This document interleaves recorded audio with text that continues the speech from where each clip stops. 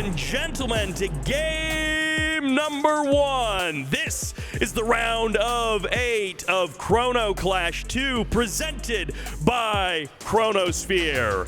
In the top right-hand corner, playing the red, playing the GDI, give it up for BikeRushOwnz! And in the south, as the green GDI, give it up for Green Zero!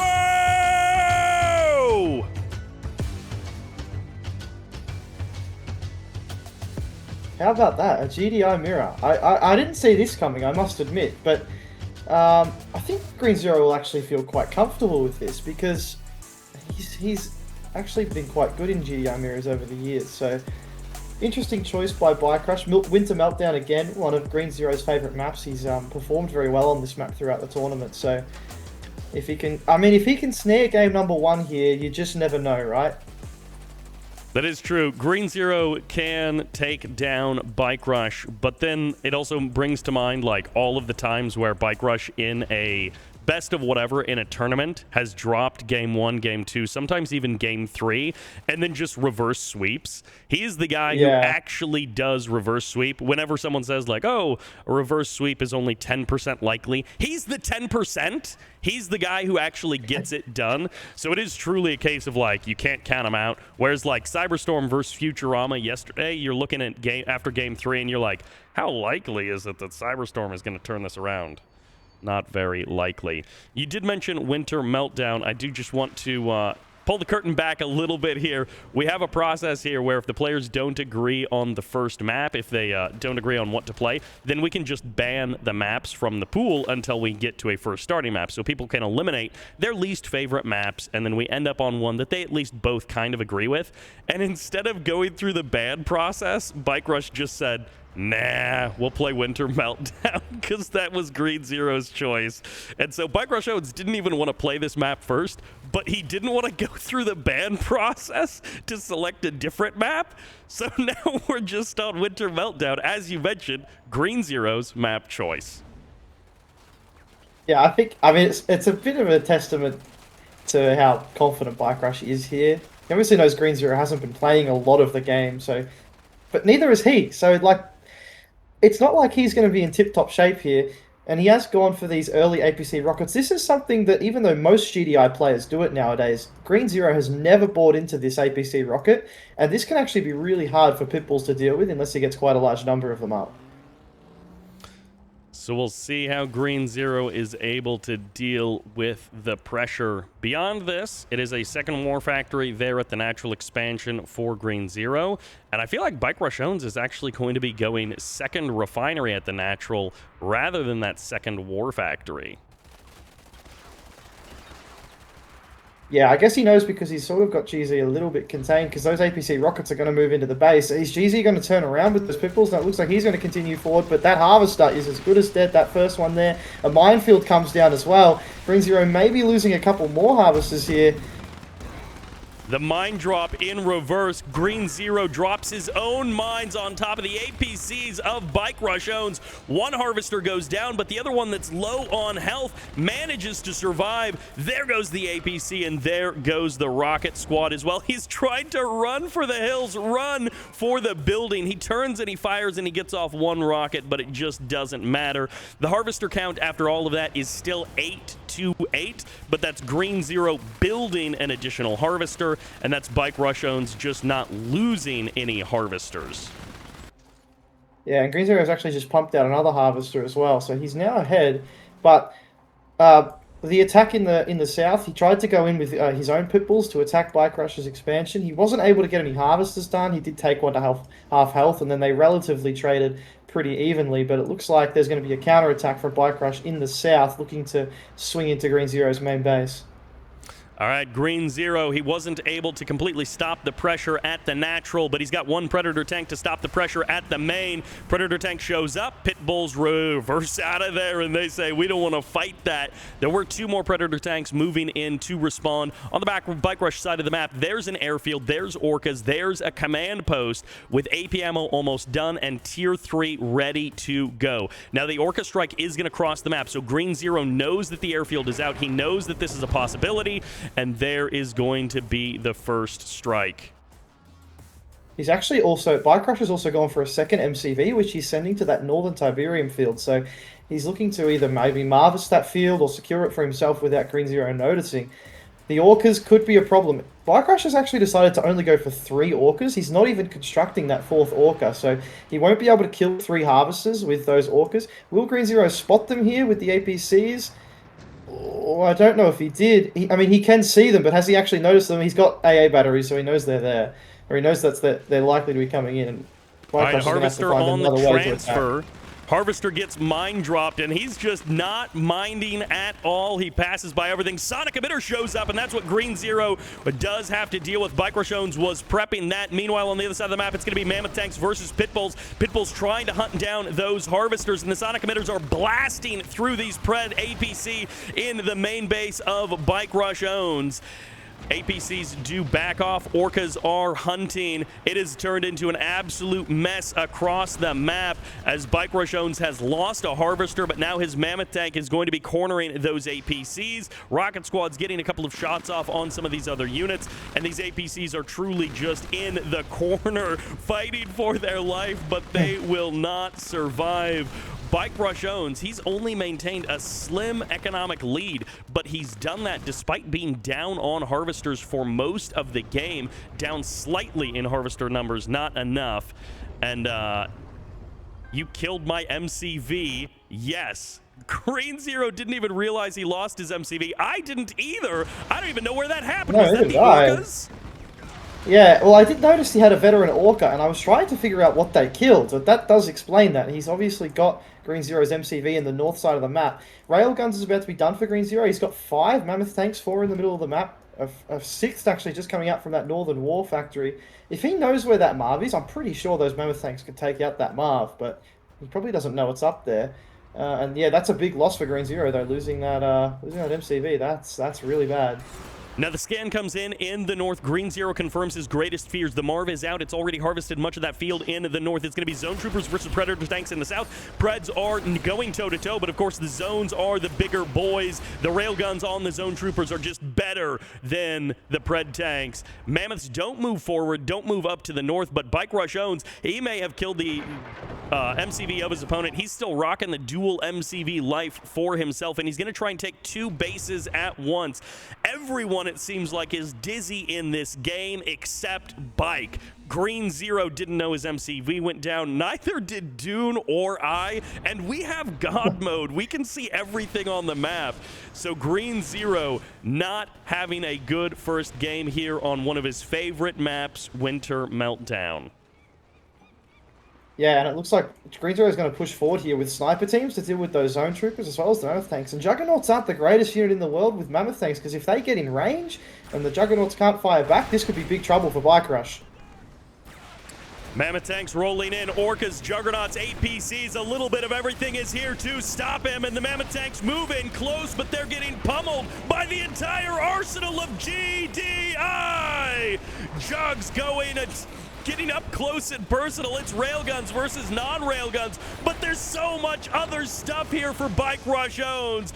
The army gets blasted to pieces, and BikeRushOwnz crushes the attack, and he has 2 expansions, one in the north, but the one in the south is being challenged. Yeah, that double Sonic drop just absolutely was exactly what Bike needed, because even when the Mammoths got in close quarters with those Juggernauts, they still had good firepower defending them. Interesting, BikeRush has not seen that Green Zero is down here. Sonic Emitter gets placed, 2 Juggernauts in the south here, but now he's also harvesting that middle Tiberium field, and he is getting absolutely miles ahead economically here.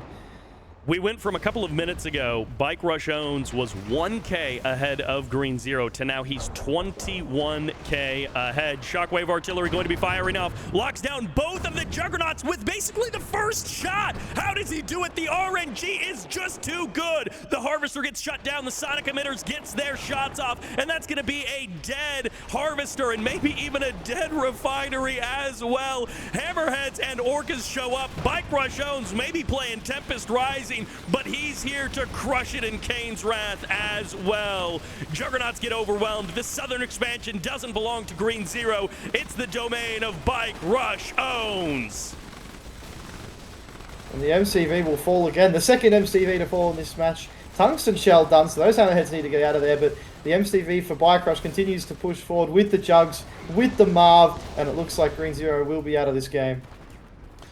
GG! And Green Zero will tap out of game number 1.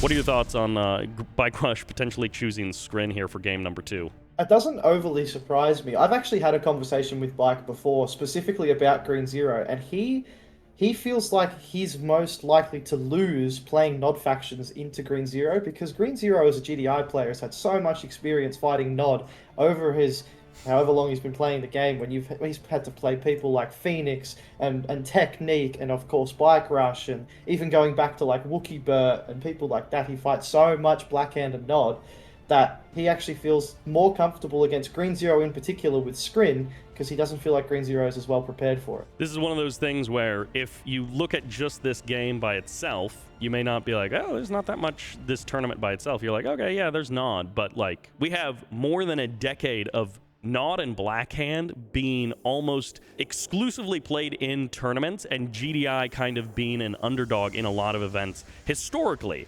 Now, in particular, that's not true in, I don't know, the last 5 years or so, but you're right. Green Zero will have just this amazing match history versus basically all of the best Nod players who have ever touched the game, which, if you're not familiar with the deep history of Kane's Wrath, it used to be 90% of all players. So yeah, he does have that amazing history versus Nod, and yeah, that makes a lot of sense.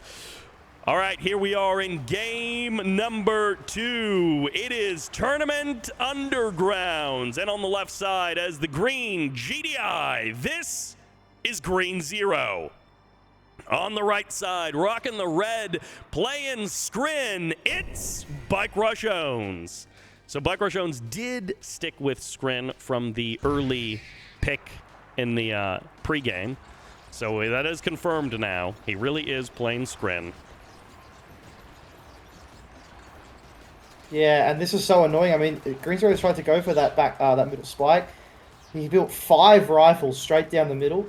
BikeRush, geez, I've got Technique stuck in my head because I mentioned him before. BikeRush did build 5 buzzers as well. He actually managed to sneak a couple of buzzers behind the Tiberium spike in the south, but Green Zero did a really good job of just snuffing them out so the engineer was safe to walk in and claim that. A nice little eco lead for Green Zero early in the game.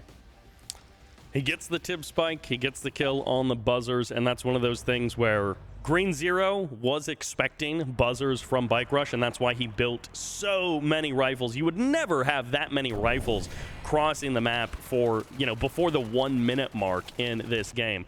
But if you want to get that center Tiberium spike, if you're playing against BikeRush, who's going to do sneaky things, like you just mentioned, sending these buzzers around the back, you're going to need those 5 rifles. So he pays a little bit of a price there in terms of spending in the early game, but rifles are cheap enough that should be more than offset by the Tipz spike.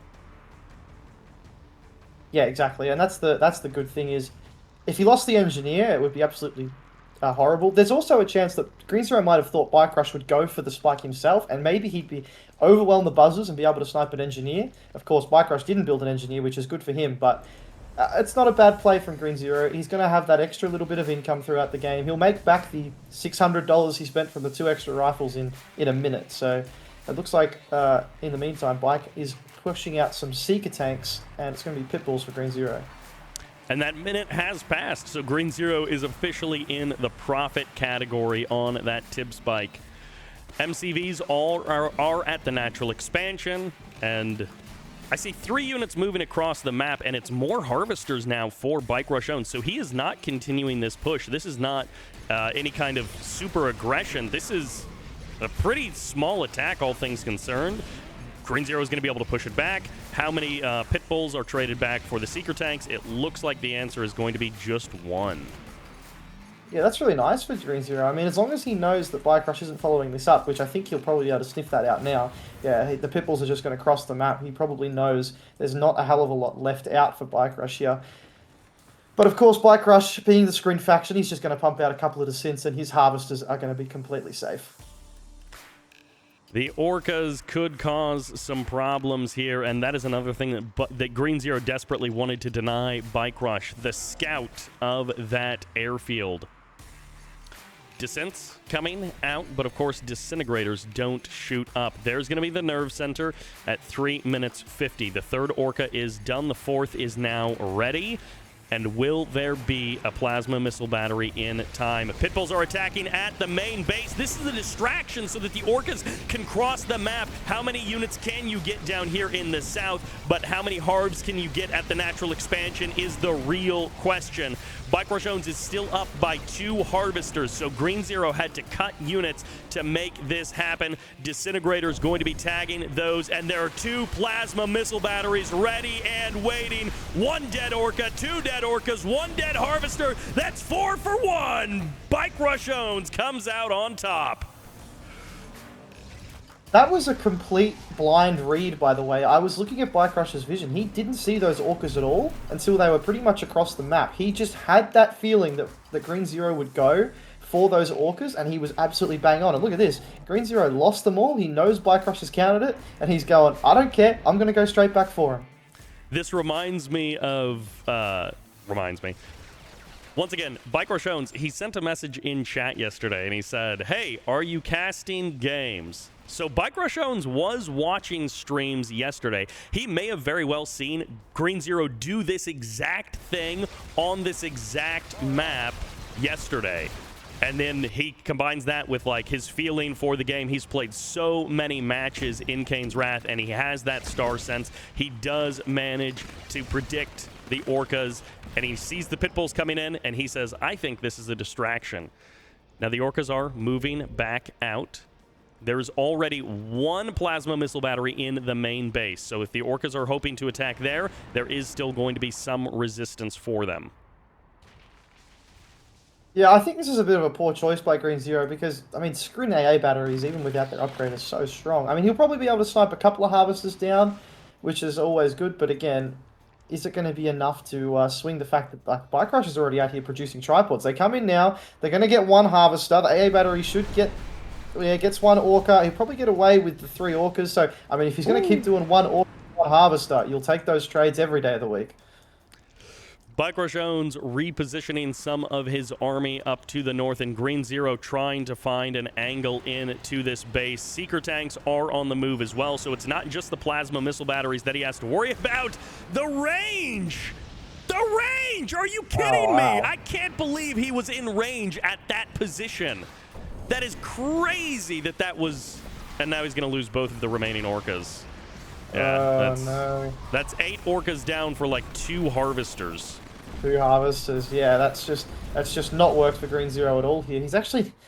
He's really stumbling down. He's now got 2 airfields. I don't know if he's going to go for Firehawks or what the plan is now, but these APCs seeing tripods out, they aren't going to be too happy. Now, Green Zero's economy behind all of this is basically fine. He's 5,000 resources behind BikeRushOwnz, so killing off those Harvesters has evened things up. But, of course, as you were alluding to, the problem is the overall spend. He has spent so much cash on airfields and Orcas that have gotten him almost nothing, so his ground army is just so much weaker than BikeRushOwnz. Okay, maybe he can finally find another Harvester over here.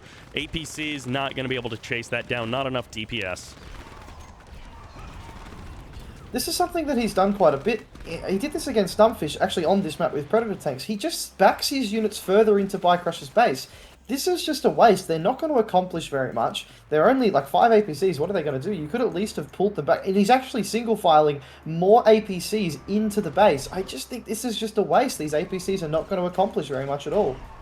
He's reverse moving them now next to tripods, so they're going to get basically guaranteed to die as they get trapped in this corner. Behind all of this, MCV is deploying another attack. The MCV goes down on the hill. Always, says Green Zero. He gets trapped in 2 places at once, and BikeRushOwnz even beaconing just to call attention to it. Oh, that's so devastating. How has he let that... You know what's really annoying for Green Zero too? He actually did send some APCs up that ramp, but he sent them to the right of the ramp. BikeRush was camping out to the left of it, so the APCs drove straight past the disintegrators and didn't quite spot them. He is going into zone heads now, though, so I mean, maybe he can get something done with them. But they do get spotted before the zone heads are even really ready to go. They already get spotted by BikeRushOwnz. So he has the information. But you mentioned the disintegrators. BikeRushOwnz sent those over, I don't know, 2 minutes ago. They were camped out over on the left side, pretty far over. And I was thinking, oh, I wonder what he's going to do with them, because it's only a couple of disintegrator squads. That's not enough to really kill harvesters. Well, it's enough to kill an MCV on the move on the ramp. And he gets it. MCV is back up and running for Green Zero. It is a testament to Green Zero's resilience that he is able to bounce back from these losses and still put an army out, still transition to zone heads, still try and stay relatively even on economy. Yeah, he's actually not doing too bad on economy, considering that BikeRush has been at his third field for maybe a minute and a half, 2 minutes now. It's going to be just down to how much he can get done with these zone heads. He's already preemptively built slingshots, and he's upgrading tungsten because he expects that BikeRush will go for Storm Riders, which he's absolutely right. BikeRush is going for Storm Riders, so really nice preemptive play there by Green Zero, but it's going to be tough. It's going to be really tough because that is a big army in the north for BikeRush. So in this case, I think BikeRushOwnz wants to have a big, straight-up fight. Death ball from both players. Extra MCV from BikeRush, by the way. A big death ball fight from both players, and Green Zero wants the opposite. He wants to be able to pick off this army little piece by little piece. He wants the slingshots to be able to cover the hammerheads while the hammerheads tear the base apart. Yeah, and look at this. While the hammerheads are in the south, BikeRush knows that this is an opportunity to move across the map. The double drone ship is so as soon as that drone ship deploys, he can drop Shard AA on the front lines to completely nullify these zone heads and BikeRush's army. I mean, this is just... I don't think this will be stoppable, unfortunately, for Green Zero. Green Zero has fought the good fight, but he is going to need something amazing to stop this army. Dancing with the hammerheads on the edge of range is what he needs, but two of them get caught by the stasis shield there as BikeRushOwnz moves into position. His drone ship still at the back of this charge. Harvesters are moving in, but they arrive at the same time as all the tripods. Just to add insult to injury, the dance of the hammerheads is good, but it's just too slow, and now the shard launcher is down. The Storm Riders are here as well, and Tungsten may make short work of the Storm Riders, but it's the whole ground army of BikeRushOwnz that you gotta worry about. The tripods moving in. Goodbye to the MCV and goodbye to everything else. Green Zero put up a good fight, but it's looking like it's over. Yeah, I think he's going to try and hang around like he always does. He's actually about to finish Railgun, so he will get that for his Mammoth tanks. But, I mean, 6 tripods there, so he's going to need quite a few more Mammoth tanks to deal with that. Maybe, it looks like he's actually going to try and push up the ramp. This is just a last-ditch attack here for Green Zero, it looks like. GDI versus Skrin. We haven't gone for an Eradicator, so BikeRushOwnz still has that in his back pocket as far as things that he can add into the mix that Green Zero has to deal with. Seeker tank goes down. Harvester not going to get popped. Double AA drop. The shard launcher upgrade is so good. Mammoth tanks walking too close to the tripods. They are not respecting how much firepower is there. And that's going to be one dead mammoth. And if you get one, you want two, you want three as the tripods move in. Don't give Bike a mammoth because he'll ask for the whole game as the GG comes out.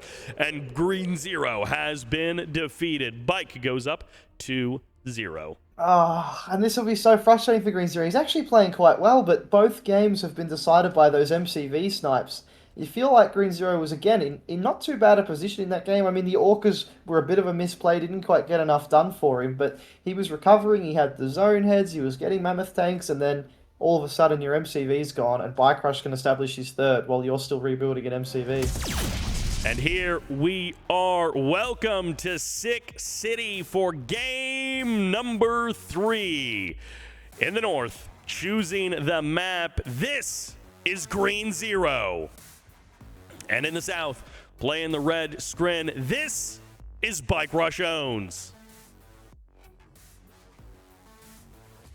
So sticking with the Skrin, I mean, this is a map where he could have maybe played Blackhand. I think Blackhand can be quite strong on this map, especially in that mid game when we saw Numbfish actually versus Green Zero on this map do a really nice Blackhand build to completely dominate the game. But these early scout wars have been quite good for Green Zero. He's actually forced BikeRush. He's built 3 more buzzers back at home, so he wants to be able to clear out the garrisons that Green Zero is taking in the middle of the map. I think he should have gone Steel Talons. Maybe not to win the game, but for the entertainment of the viewers, for the tournament, for all of that, he should have gone Steel Talons. But yeah, it is funny to see BikeRushOwnz in a top 8 going GDI and Scrin as opposed to any Nod faction. And if you turn back the clocks 10 years, you would never see that. BikeRushOwnz in a best of 7 would be choosing a Nod faction, Nod or Black Hand, 60% of the time. And then here we're into 3 games, and he's mostly played Scrin by the numbers. Yeah, he hasn't actually played a Nod faction at all yet. So, and again, it doesn't overly surprise me. Like I said, he doesn't. I think he feels like he could still win with his Nod and Black Hand. Of course he does. He probably backs that against anyone that's ever played the game. But he does feel like Scrin is his best bet, specifically against Green Zero. So it'll be interesting to see if Green Zero does any type of mid-game push. That's always an option as GDI on this map, to go for 2 war factories and just send your MCV across the map, push the Scrin player out of the game before it hits to that late game tier 3 Devastator warships, tripods, which can be quite hard for GDI on this map to deal with.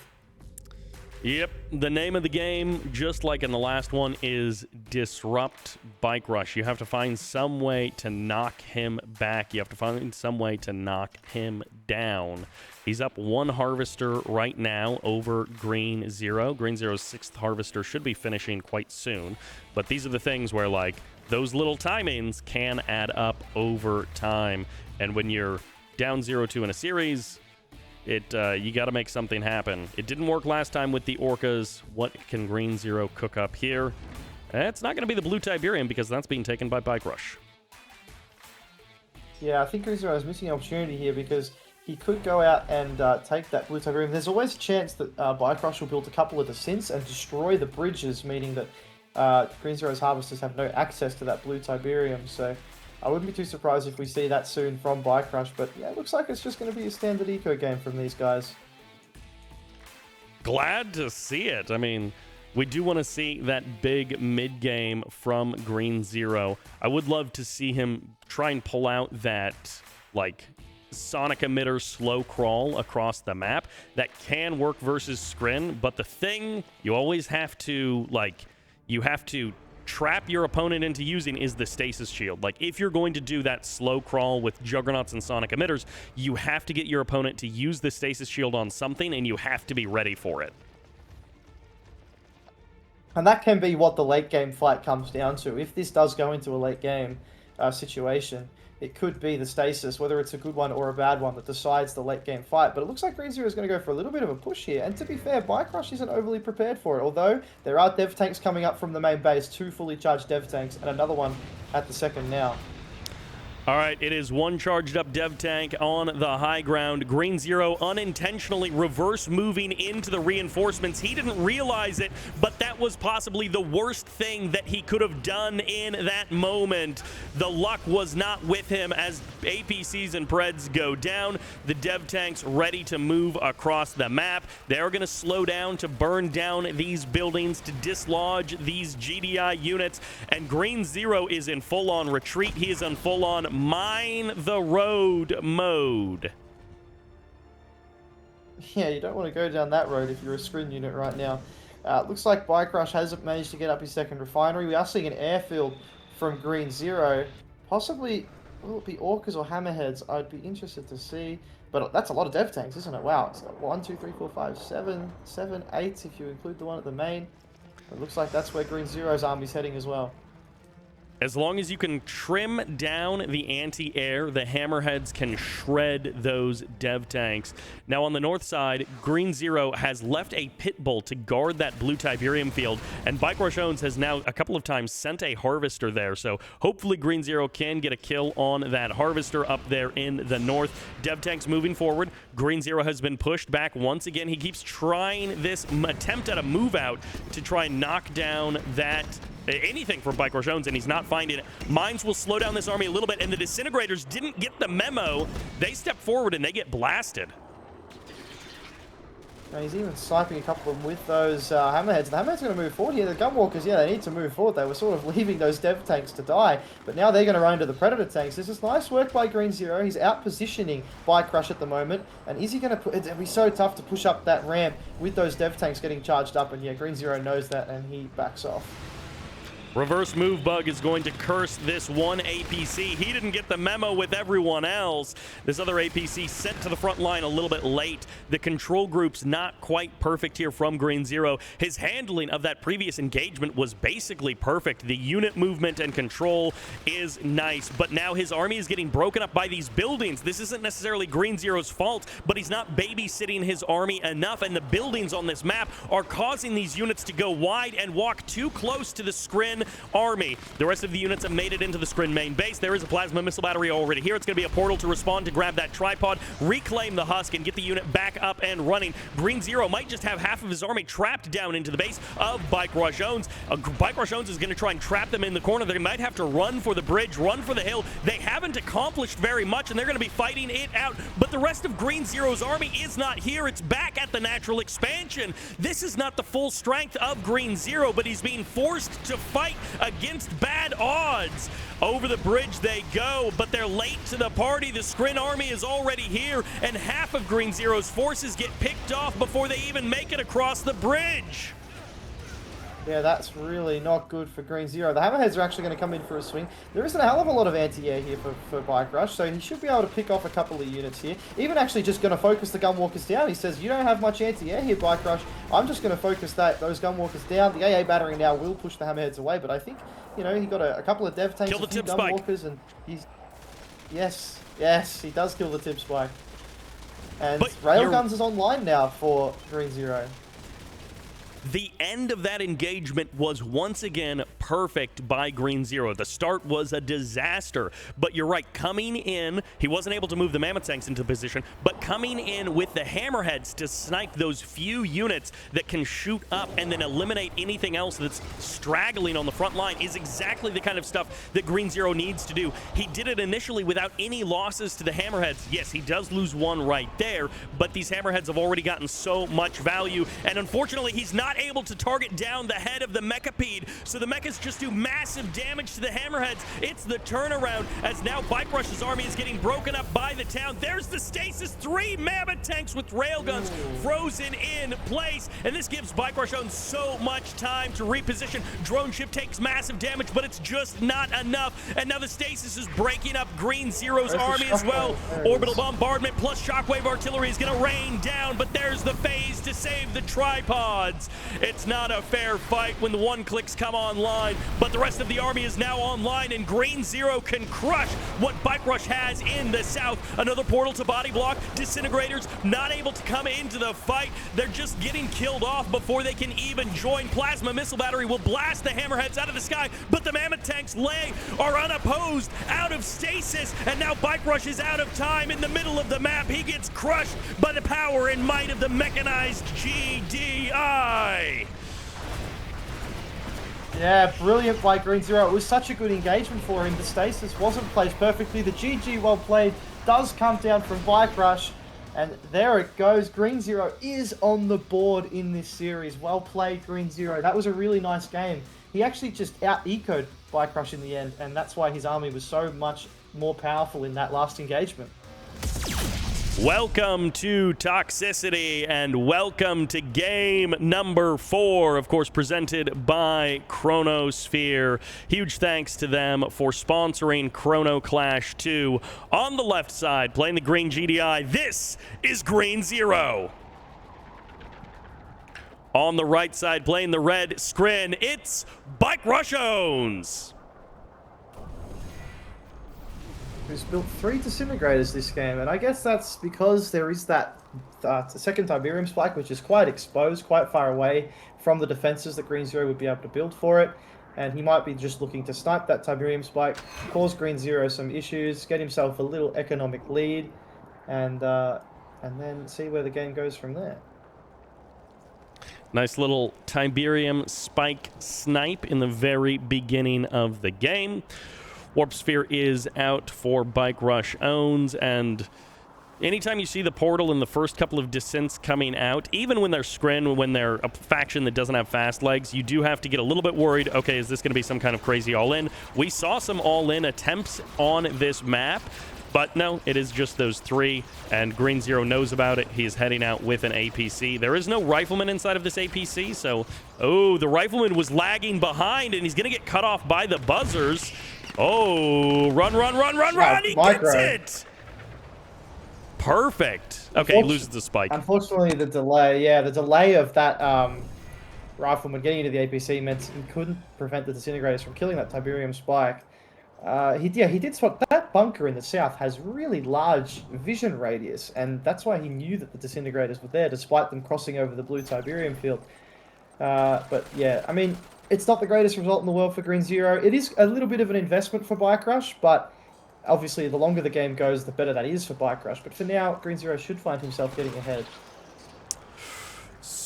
That vision, you called out the vision on the bunker. Yeah, that vision is crazy. It sees all the way down to the blue Tiberium field. Somehow, BikeRush has snuck one single disintegrator squad as a scout into Green Zero's base. Obviously, one disintegrator squad not going to be able to do anything. The guns on the harvesters would deal with that. But he does at least get the scout. He gets eyes into Green Zero's base. And this is going to be nice because we're at almost the 3-minute mark. So if he has fast teched to a nerve center, he can also deploy a lightning spike to preserve that vision and keep eyes on Green Zero, who has been known for his tricky mid-game air transitions. Yeah, and it doesn't look like we're going to be seeing it just yet. That APC went in for a little bit of scout, sees that BikeRush is also just going for economy. Green Zero is going to follow it up with some pip balls by the looks of it. He's got one pip ball. Minefield almost grabs that Seeker tank. That would have been a nice get. A bit of a clumsy loss if BikeRush had lost that, but not to be. All right, command post is out. AP ammo has started, and we're seeing more and more APCs from Green Zero. So he has fast-tracked that command post. He has fast-tracked that AP ammo. You will notice that there's only one refinery on the natural expansion, no second war factory. So he is prioritizing tech. Oh boy, he's prioritizing air once again. Yeah, he's actually getting the Stratofighter upgrade, so it's going to be Firehawks. I don't get why he drops the second airfield straight away. I don't think that's the right way to do this build, but that's okay. It's it probably is a very minor thing. This blue tip harvester for BikeRush is going to get forced away. The Seeker tank simply cannot deal with the guns of those APCs. To be fair, that harvester probably could have grabbed another crystal or two. Those APCs aren't going to kill you too quickly as long as you avoid the minefields. But look, BikeRush has also gone straight for his tier 3, and I think he knows Hawks are coming, because that is an upgrade in that tier 3, and I can't imagine it's shields, which means shard launchers is on the way. BikeRushOwnz, he doesn't have any plasma missile batteries yet, but there's the storm column. It's not perfectly covering that tier 3, but he can place another one nearby. One APC goes down, and the nerve center, can the APCs find a pocket here? They're actually backed into a corner, and yeah, it's getting low. The tripod shows up. Oh, heartbreak for Green Zero. Orca strike. Oh, he gets it! That's really nice for Green Zero. And the Hawks are almost ready to go. He's got the 4 Hawks out. If he goes right now, that storm column might not drop in time. He needs to go, though. Needs to go right now. Stratofighter is done. Can he get in there? Stratofighter's in. Storm column's ready. Oh, it drops in time. Did he drop all of the bombs? Oh, BikeRush sells it. One Firehawk escapes. The timing on that couldn't have been closer. The storm column deployed as the Stratofighter was landing. As the Firehawks were dropping in from the upper atmosphere on the other side of the map, the storm column deploys, and BikeRushOwnz sells it anyways. I thought he actually got one of the Firehawks before the bombs dropped, but there we go. He sells off. The follow-up is a crane. Once again, the crane returns. Once again, a Skrin faction will be the choice here. The nice thing was getting that tier. He's actually dropped 2 tier 2s BikeRush here using that crane. He is floating 7k, so he's obviously knowing that he's just going to try and pump some buildings out that makes it hard for Green Zero to bomb them all. Green Zero's follow-up, zone heads, and BikeRush doesn't really have much to deal with this. Gunwalkers are okay, but they obviously can be kited if Green Zero's micro is on point. And as we saw in the last games, Green Zero has been really good with hammerhead control today. It's something that he's been good with in the past, but on any individual day, sometimes players do make mistakes. And for today, Green Zero's been looking really good with his hammerhead control and decision-making. More blue Tiberium being stolen away from that center field by BikeRushOwnz. You mentioned he was up on economy. He's up basically 10k total resources gathered. Some of that is about to be eliminated in this exchange. That's a lot of gunwalkers. You don't want to fight all of those. He didn't get the opportunity to kill the tripod, and that's a little annoying for Green Zero. If he would have been able to nuke that tripod and kill the husk, that would have made that a lot more worth it. Are you seeing this? Everything is mirrored. Double tech. And now double tech, double airfield. And Green Zero sees both of them. Green Zero's scan sees both. I think Green Zero actually just researched tungsten as well. So if he pumps out a couple of slingshots, though, I'm assuming he's going Storm Riders. BikeRush will, Storm Riders are out. Those tungsten slingshots will smash them out of the sky. And there's no railguns on that mammoth tank, so I can only assume, yes, that is what it is. And the harvester in the middle of the map does get cleaned up by those zone heads. A nice catch there by Green Zero. One of the things that we highlighted early on in this game was that Tipz spike being killed. We are now about 5 minutes past that point, so that is $3,000 that is the difference between BikeRushOwnz and Green Zero in just the Tipz spike. The cost of a tier 3 is $4,000. So BikeRushOwnz has basically paid for that backup tier 3 just by killing off Green Zero's spike in the early part of the game. And look at Green Zero in the meantime. He's managed to get double refinery down, so maybe that eco gap will be able to get closed down. BikeRush has actually sold off one of the spare tier 3s. He figures there's probably no threat of those Firehawks coming back because Green Zero's invested so much in Hammerheads now. It'd be hard for him to have this many Zone Heads and Firehawks. But yeah, Green Zero's establishing quite an economy on that bottom field. Green Zero loses 2 games in a row with some frustrating mistakes and losses. The MCV's being sniped, but then bounces back on 6 City and is looking incredibly strong here on Toxicity as well. Now, that doesn't mean he's ahead. He is evenly matched, and it's going to come down to the engagements and how they're handled. But you got to hand it to Green Zero. He is not tilting at all. Yeah, he's playing very well considering what's happened to him so far. No MCV snipe, that's the difference, right? Oh, the Zone Heads do get caught out by the Storm Riders, and a second one does go down, and BikeRush doesn't lose a single... Oh, he does get one Storm Rider, but that is still a great trade for BikeRushOwnz. The slingshots being slightly out of position opened up an opportunity, and it was a small opportunity, but Green Zero pays the price for it. One of the airfields has been sold off. The crane is still here, so BikeRushOwnz always has that as a backup. He can rebuild with the crane, even if he ends up losing his drone ship. And I don't know how, but every game that I've seen on Toxicity, if players get third bases, it's accompanied by a base push. It's accompanied by action along the southern edge of the map. This game, these players have like an agreement. They're like, all right, we're going to fight each other everywhere on the map except that bottom section. We're both going to go super crazy eco on the bottom section, and that'll just be where we don't fight. That's where we love. Yeah, I mean, BikeRush, he doesn't have an army down there at all, does he? I mean, Green Zero's mammoth tanks could move in there unopposed, but of course, Green Zero doesn't know that. He doesn't have vision down there. Otherwise, he would be cheating. But Storm Riders on the south side, moving in. They're not going to do a hell of a lot, though. I guess they're just being scouts for BikeRush. Maybe looking for a wormhole. Do we have a tier 4? There is the tier 4. Is it going to be a wormhole? Where's the masterminds? Yep, the army is all grouped together at the natural expansion. I think you're right. There is quite a possibility of a wormhole. Yeah, he does have the option to use it. Maybe not. There's the mastermind. It's always a risk when there's zone heads on the map, because if you don't send enough anti-air through the wormhole or Storm Riders to cover it, the zone heads can... Oh, he's going to go for the tier 3. And there's that's just so annoying. And he had to sell off his tier 2 as well. You're actually better off just letting the tier 3 be captured there, because now he's completely detected himself. The army is still here for Green Zero. He's got 45k of army. That's 10k more than BikeRushOwnz has. So this is a significant force. There's the stasis, and now suddenly a lot of that army is neutralized, and this will allow BikeRushOwnz to reposition. Eradicator is here. Tripods are here. They're getting up close and personal. There's the blink forward of the Eradicator. He's going for the surround on these mammoth tanks. Green Zero wasn't able to bait out that shockwave artillery. He's going to fire off. Can he turn this around? Can he save it? There's one mammoth down, but there's the Eradicator getting double tapped. The RNG is good. There's going to be the face to take the Eradicator out of the fight, and the zone heads aren't able to eliminate anything on the other side of the map. There's no losses for BikeRushOwnz.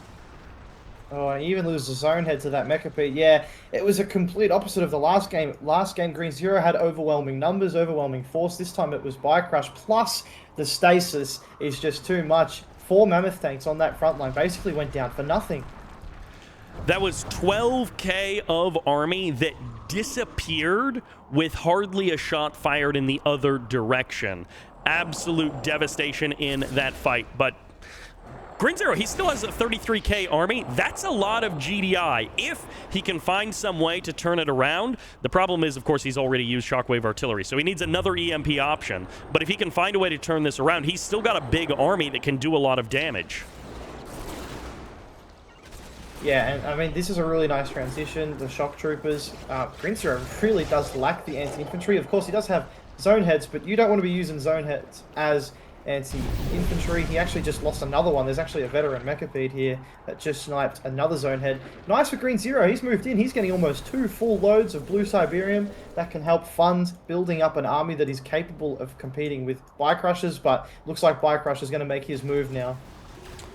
All right, the time has come. It's been 12 minutes of dancing, but in the 13th minute, we will get the final steps. Slingshots are rushing to the front line. They're trying to snipe that drone ship, taking a bit of damage. There's going to be the blink forward of the Eradicator. He's going for the stomp, and he finds one, but he doesn't find the rest. Where's the EMP to lock this down? No Grenadiers on the front line, so Green Zero is just going to fight it out, army to army. He doesn't have the 1 clicks, but the shock troopers are coming forward. It's 1, 2, and 3 tanks down in a quick succession. Number 4 gets blasted, and the hammerheads are homeless. They're trying to find a way into this fight, but they just can't. Orbital bombardment on top of the Eradicator. Is the RNG good enough? No, it is not. It hits the Corruptors. It hits the shock troopers. It hits anything and everything that isn't the Eradicator.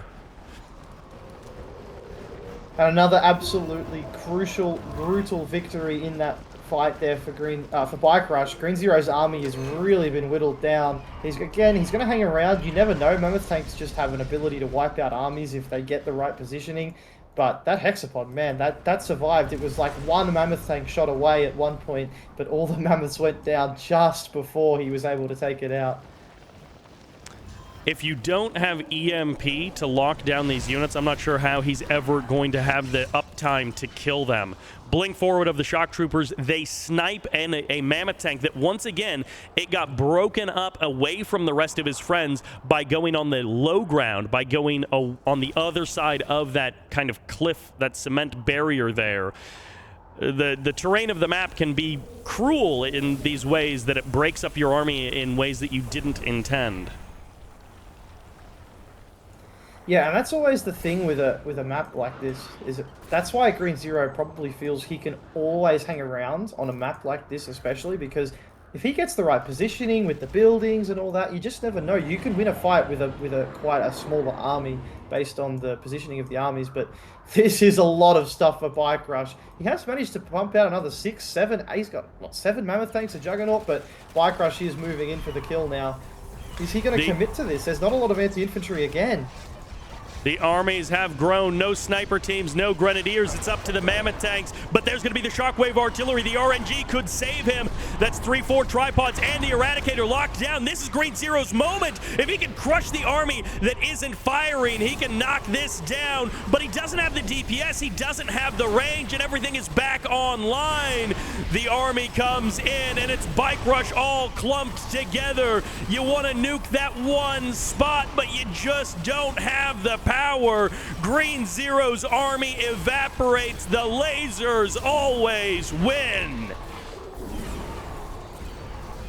Yeah, he actually managed to snipe BikeRush's drone ship, but I don't think it matters. There's just too much here. There's still like 7 tripods, a hexapod. The zone heads are falling down now as well. Harvester's being cleaned up. The MCV will not be too far behind, and I can't imagine the GG is too far away from being called. What could have been what almost was, and none of that matters because the reality is BikeRushOwnz wins the fight and the GG comes out and Green Zero will leave the game. BikeRushOwnz gets another win on Toxicity. And that will send us to Tournament Los Angeles. Welcome to game number 5. It is all or nothing. It is do or die here for the man in the south, the player going green. This is Green Zero. Meanwhile, in the north, looking amazing and switching to Steel Talons. This is BikeRushOwnz. Round of 8. You're up 3-1, and you go Steel Talons. This kind of feels like when people go Blackhand, and then they go for Mass Flames, or they go Traveler, and they go Descent Rush in a game like this, where you're up in the score, and you're like, all right, let's see if we can go get it done quickly. Except Steel Talons is the opposite of that. Yeah, I guess he's a bit worried. I mean, if LA is quite a good map for Firehawks compared to most, because obviously both players expand away from each other, so both players' seconds are as far away as they can be basically on the map, which means Firehawks have a lot of room to move, a lot of room to get in. Wow, look at this from Green Zero, double airfield, it's going to be all in. What? MCV cell. There's no coming back, baby. It is all or nothing. It is do or die. I hope you're ready for the next round because this is 5 minutes or less. BikeRush might see it. There's a rifleman squad on the lower side. He does. He sees the airfield. Green Zero now has to go because he has been spotted. He needs to get in there and do damage before BikeRush is able to pump out some pit bulls to defend this. BikeRushOwnz redeploys his MCV, sells off one of his refineries, sells his MCV. He needs cash, and he needs it fast. He's going mass rockets. He's going mass pit bulls, and the Orcas are here. There's going to be the first trade. Orcas waste their shots on the pit bull. They're going to be able to knock down 2 pit bulls quickly, and then they turn their guns to the harvesters. That's 1 harvester down. That's another harvester that will be eliminated. Last rocket slam into it there. Dead harvester. Orcas still surviving. 2 more coming in for another pass. Pit bulls are here. Rockets are here. Numbers are dwindling. Green Zero flies in, flies over, gets shot down. Oh, he needed to get 1 more. If he got another harvester there, maybe there was a chance. Where is that engineer? That's something that could matter. Unless he just goes and takes the Tiberium spike, the engineer in the Ox transport flying over the right-hand side of the map here. But it looks like, again, BikeRush just seeing the game at a different level. He's sending a rifleman out straight to his tip spike, maybe expecting that engineer to go there. Back. Oh. I saw a battle marker fly off into the main base. This is a dangerous position to deploy an engineer like that. Not for you, says BikeRushOwnz. Orcas are reforming. They're going for the north side of the field. There's going to be some MRTs. The repairs are here as well. Orcas do manage to land on 1 of the harvesters, and they're going to dive for the second one. That's 2 dead harves. He gets the kills. It's 0 harvesters on the BikeRushOwnz side of the map, but he's still got his spike. He's still got his army. And there's a chance, yeah, BikeRush is just going to grow across the map, but he gets a harvester out as well. Barely squeezes a harvester out with that spike, getting him over the line. And now BikeRush, I think he's just going to go, well, if you only have Orcas to fight my MRTs, my rocket squads, and my pit bulls, good luck killing them. This is just a case of try to cross the map and kill the other guy. You don't actually have to defend against his attacks if you can kill his base faster. Orcas have to refuel and rearm, which means their new target is to kill this army and stop it in the middle of the map, because otherwise they will get spawn camped. They will get their airfield shot up and shut down. That's 1 MRT not dead. That's 2 MRTs almost dead. He's finally clearing them up, but there's still an MRT alive that is firing shots, and the rockets get out of the MRTs to engage on the ground, and that's something that Green Zero can't deal with Orcas. He needs Hammerheads for that. Hammerhead comes in, Harvester goes down, one spike, and there's the Hammerhead done and dusted. Green Zero puts it all on the line with a double airfield all in. The Orca Strike comes in, he tags that MRT, heavy damage, but the repair comes through. The Pit Bulls show up, and they're trading out with the Orcas. The camp is complete. Green Zero says, I'm going all in, and now he's all out. Riflemen are targeting down this MRT who is repairing through the damage. He hasn't actually killed that Orca. It's still alive. The repairs are good on both sides. He gets the kill, but BikeRushOwnz still has a base on the other side of the map. Yeah, and 2 Harvesters pumping out Pit Bulls. Unfortunately, I think Green Zero was so close there, and you know what, against maybe any other player, that build would have been successful, but BikeRush just knew exactly what to do. He's dealt with it really well, and unfortunately, there's no Harvester left, which means Green Zero's economy has been completely flatlined. And the Pit Bulls are going to catch the Orca as it transitions. GG! Green Zero taps out, and BikeRushOwnz will advance into the top 4 of Chrono Clash II. Welcome to Tournament Highlands. We have kicking it off on the left side, the pink black hand. This is Masterleaf. And on the right side, the Cyan Traveler 59, it's Futurama.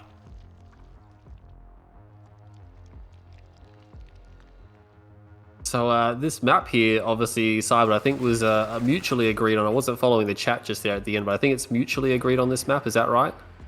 Indeed. Both players did agree. No one has wanted to do bans yet. There are a lot of maps to potentially ban out, so it is easier, instead of going through the entire ban process for the first map, to just choose a map that both players agree on.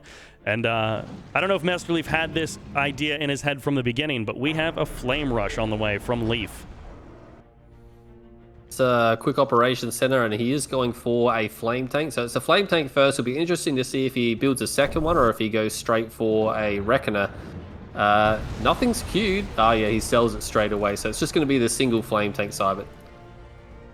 We've seen variations of this all throughout the event. I'm not sure if we've seen it versus Futurama specifically, but these flame rushes have been difficult to deal with. I don't know if you watched Senna versus Tipz yesterday, but the Tournament Los Angeles game was absolutely amazing with Senna versus Tipz, and Senna having to deal with, I don't know, 14 flame tanks in the mid game from Tipz. He was just shoving flame tanks down his throat. Yeah, I mean, I've mainly been watching games from my own group and own series just to see what the other players I'm going to face have been playing. I have caught a couple of other games here or there, but definitely not that series. But with this one, it looks like Masterleaf's purely just going to use this for a spike burn, and he's not actually going to go for the enemy base. I mean, his bike's coming. Oh, it's actually 2 War Factory all in. Never mind, Yep. Simon. The MCV got sold. The Engineer is along the southern edge of the map. So this is also kind of a distraction. He wants to keep Futurama not in his base so he doesn't realize that there are bikes rolling in.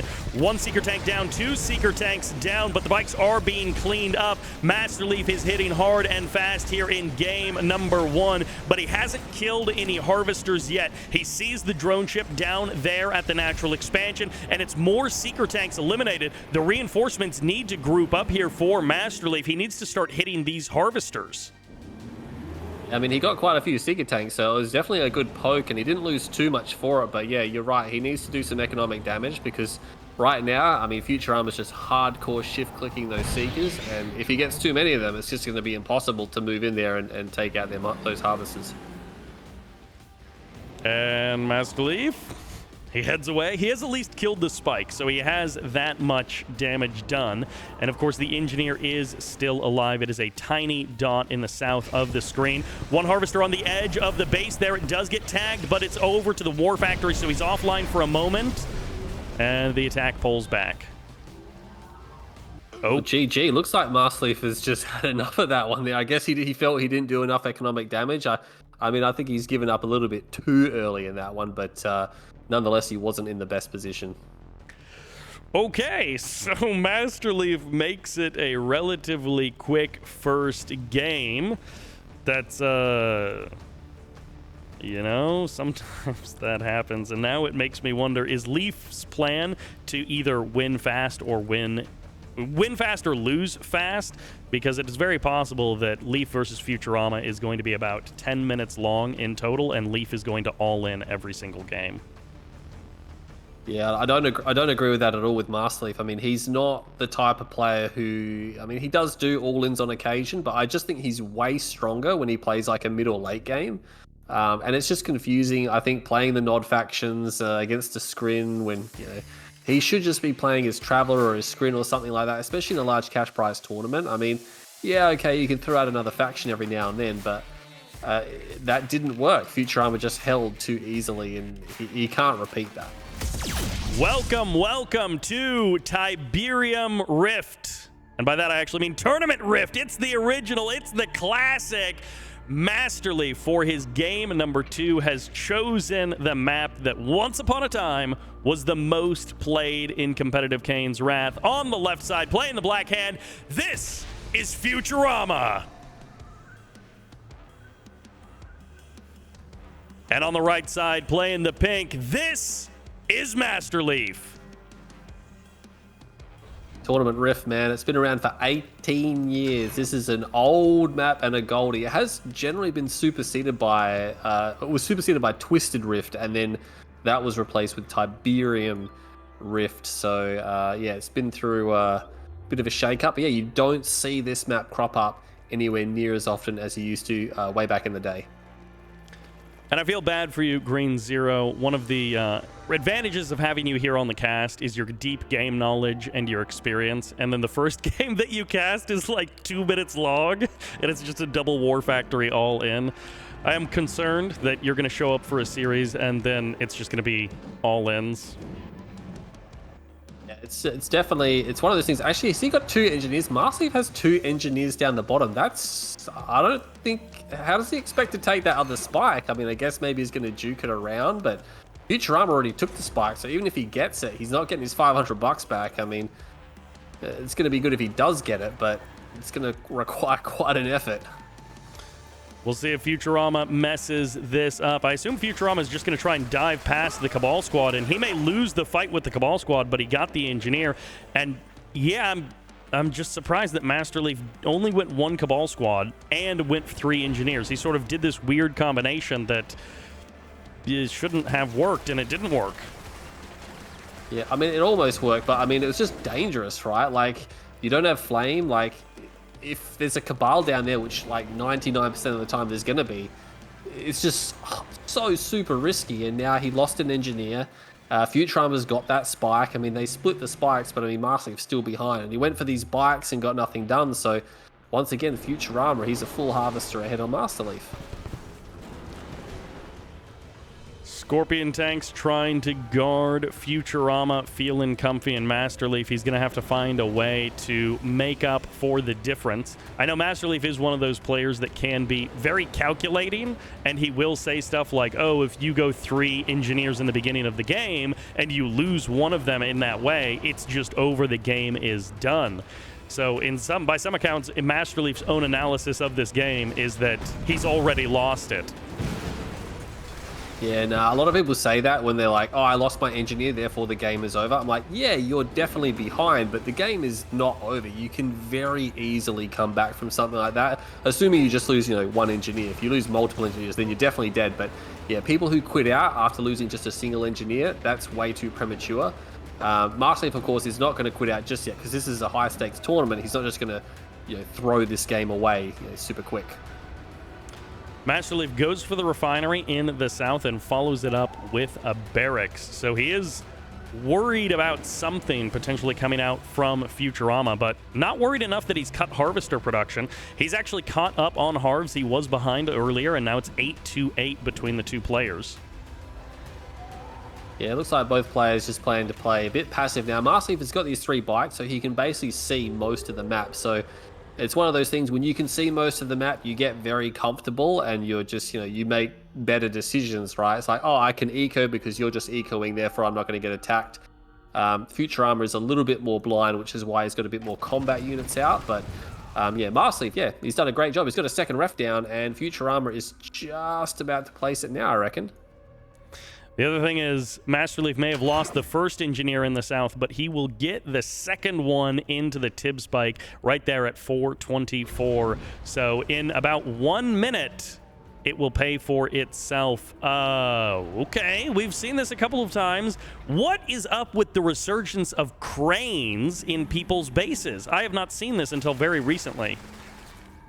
I think it's because Masterleaf has lowered the cost of the crane to $1,300, and I've always liked to use cranes to expand to my second, like the third base. If I'm doing some type of eco build or if I'm doing aggression behind it, I like to put down a crane and then go for the third base. It helps protect you from clicks as well because you have way more build potential. You can put more refs down. But yeah, that's a really fast crane. I mean, he's expanding now, I guess. I guess he wants to keep his build going. But Futurama's going to scout everything, right? This buggy runs right through and sees everything. At the same time, Futurama is also taking the blue Tiberium from the middle of the map, so he may have lost the spike down there in the south, but he is going to get the first load of blue Tiberium. Masterleaf is blindly walking 2 harvesters into a line of Scorpion tanks, also in the middle of the map. Takes a couple of shots there, but ultimately not much damage. And yeah, that buggy you referenced, it got a full scout north to south of everything that Masterleaf is doing, so there are no secrets. Yeah, I mean, Masterleaf, what he's trying to do, he's trying to secure the contested field early, because it is a contested field map, right? So if he can secure the third field, it just denies Futurama. Futurama will have to basically do some type of massive push on that later on. I like to do it, if I don't want to do a base push later on, I'll actually take the middle field first. That way I can retreat back to a safer field. But yeah, Masterleaf's going to be there very quickly, and if he fortifies it, Futurama might be in a little bit of trouble. There was a little bit of a tussle going on in the south, both players kind of just fighting each other. Black Disciples has now been upgraded for Futurama, so his rocket squads in the very south can start burning down that Tipz spike. Flame Tank in the north gets captured and killed there by Futurama. So Futurama saw the Flame Tank, he saw the MCV moving to the middle of the map, and this fight in the south and near the blue Tiberium, it has just gone back and forth with both players losing quite a bit. And Masterleaf, he got about 2 minutes of value out of that spike, so it paid for itself, but just barely. I guess the advantage is that he's now denied it from Futurama for the rest of the game. But again, 2 harvesters just walking into a line of Scorpion tanks. Yeah, Futurama's done a pretty good job of preventing Masterleaf from getting to that tip field. Like you said before, he's been sending all these harvesters there, and they have to keep retreating. It's actually got a commando there. Okay, he's got a commando and a purifier. The commander going to be useless versus these tanks, I guess. Maybe he was expending infantry. Meanwhile, Futurama is also pushing on the center field at the same time that Masterleaf is setting up his obelisk defense. I mean, that commando was an amazing distraction so that the purifier could kill all of those tanks. Now Futurama is fighting the fight here on the front line, but Masterleaf has a commando heading to that natural. There's a shredder turret drop down to try and deny that commando any access to that base.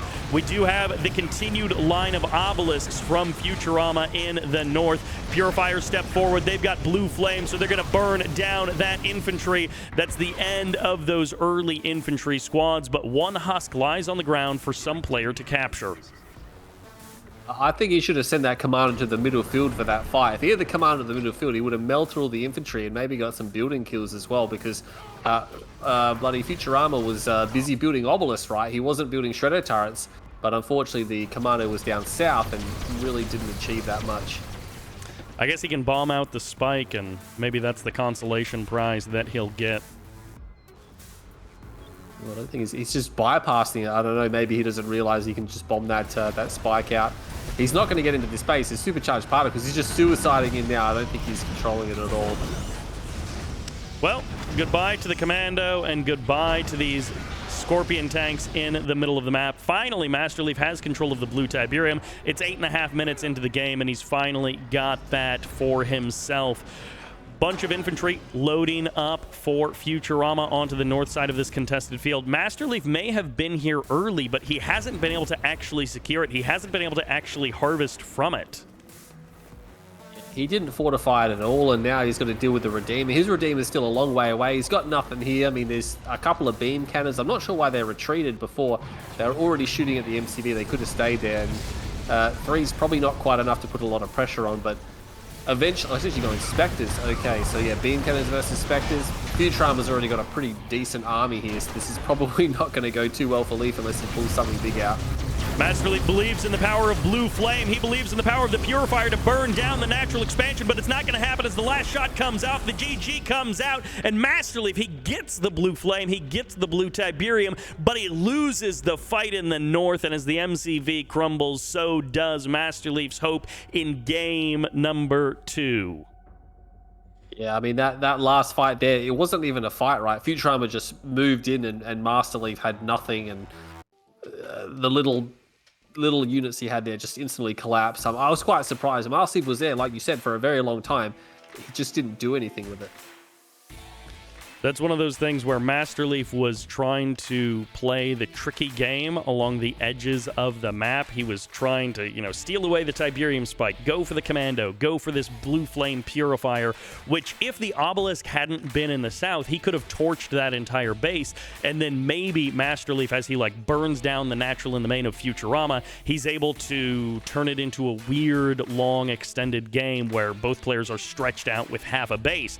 But yeah, he can't fight that army straightforward because he's split his economy into going down all of these half paths. He's gone down, Blue Flame, and he got the Crane, and he tried to expand early, but he wasn't able to do it. And he did all of these things halfway, and Futurama just did one thing, but all the way. Masterleaf, he spread himself too thin there. He didn't have a coordinated strategy. Like you said, he did a bit of everything, and so nothing was in force. And then Futurama was far more coordinated in what he wanted to do. And then when that attack came at the end, it was just sort of all over. Masterleaf never really stood a chance, and Futurama, just another easy win. And that's what I was saying before at the start of this game. I think Futurama is just way more powerful. Masterleaf plays his own mind games, and I think right now Masterleaf's probably playing himself. That is the best way to describe it. Masterleaf played himself. Maybe if Futurama was 10% more passive, if Futurama hadn't tried to match him in the north, if Futurama had a slower army, then some of these tricky plays that Masterleaf went for could have worked against Futurama. But as you say, it works versus someone else. It's not working today. It's not working versus Futurama. Masterleaf has opted for Odyssey as the map. What does that make you think?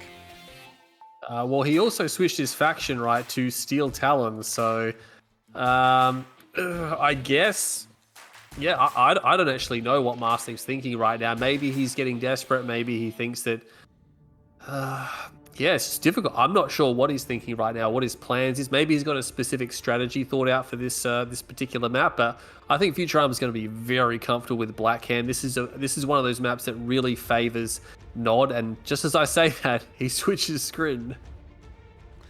You can never figure out what these tricky guys are going to do. And now we were waiting for Futurama to ready up, but now Futurama chooses Skrin and he readies up. And okay, we are going to get the matchup. This is... Oh man, I really hope Masterleaf wins this game. I really hope Masterleaf wins this game, because if he goes down playing Steel Talons, we have the opportunity for extreme entertainment value here in game number 3 with Steel Talons. We have a faction that has incredibly high highs that most people just don't fully utilize, and I really want to see Masterleaf do it and not do what he did in the last 2 games and not have much to show for it.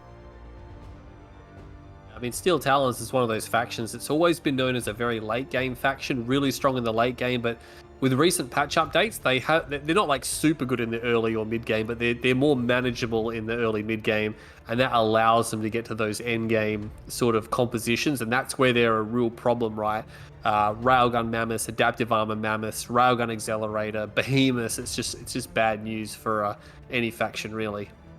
And that sends us to Tournament Odyssey for game number 3. In the south, the Skrin. This is Futurama. And he needs to start the comeback. He's getting out of it. This is Masterleaf. Down 0-2. And here is his opportunity to turn things around on Tournament Odyssey. Yeah, so far not impressed with Masterleaf's gameplay. I mean, game 1 was over super quick, didn't work out. Game 2, again, like you said, he was all over the shop. He's just not playing like he's going to be able to win this series, right? Futurama just looks way stronger. Masterleaf's going to have to completely change what he's doing here. And I mean, he's got another new faction, so we'll see what he can... Actually, no, sorry, he played Black Hand the first 2 games. But yeah, he switched it up this time, but I mean, I'm not impressed so far with Masterleaf. Like we talked about earlier, I really wish he would switch it up for Traveler 59. And that can still happen in game number 4, but it would feel a lot better if he was switching it up to Traveler 59 in a game 4 when he's up 1-2 rather than down 0-3. Futurama, he is playing to win, and Masterleaf series versus Senna was so clean and so precise that it gave me hope, and now we're seeing sort of the opposite of Masterleaf here in the round of 8. So hopefully this new Steel Talons game on Tournament Odyssey, he can bring some of that clinical precision back to his gameplay. He can tighten things up. I mean, what we're witnessing so far is the classic Masterleaf collapse. So yeah, if he doesn't turn it around in this game, if he goes down 0-3, like, it's irrecoverable at that point, right? He's not going to win the series if he goes down 0-3. So he has to make a stand here. He has to play a strong strategy. Like, he might just have to play a meta strategy, right? Because right now, he's just not looking too good. He's got the MRTs coming out, which is a classic move from Steel Talons, and these are quite powerful versus Skrin. Meanwhile, yeah, Futurama just doing a standard eco build. 4 MRTs, I believe 3 of them loaded up with rockets, 1 of them with the riflemen from selling off the barracks.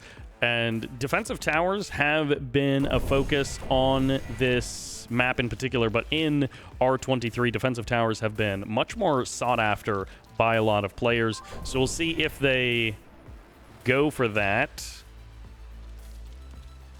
Command's not working. I noticed the tier 2 structures are definitely a lot better than they used to be. I know they were like buffing things like the laser turret, but the Guardian Cannon has got a bit of a buff as well. Still not that fantastic. I think the AP ammo, of course, has been nerfed a little bit, making watchtowers not that crash hot, but they're still okay. Descents on the right side of the map. These are going to be slow descents because Futurama is playing Skrin. He has gone Nerve Center, and he's kind of tucked it away at the back of his natural. We'll see what he decides to go for after that. But these Disintegrators, they might just be Tipz spike killing descents. They also might be drop them in the back of your main base descents.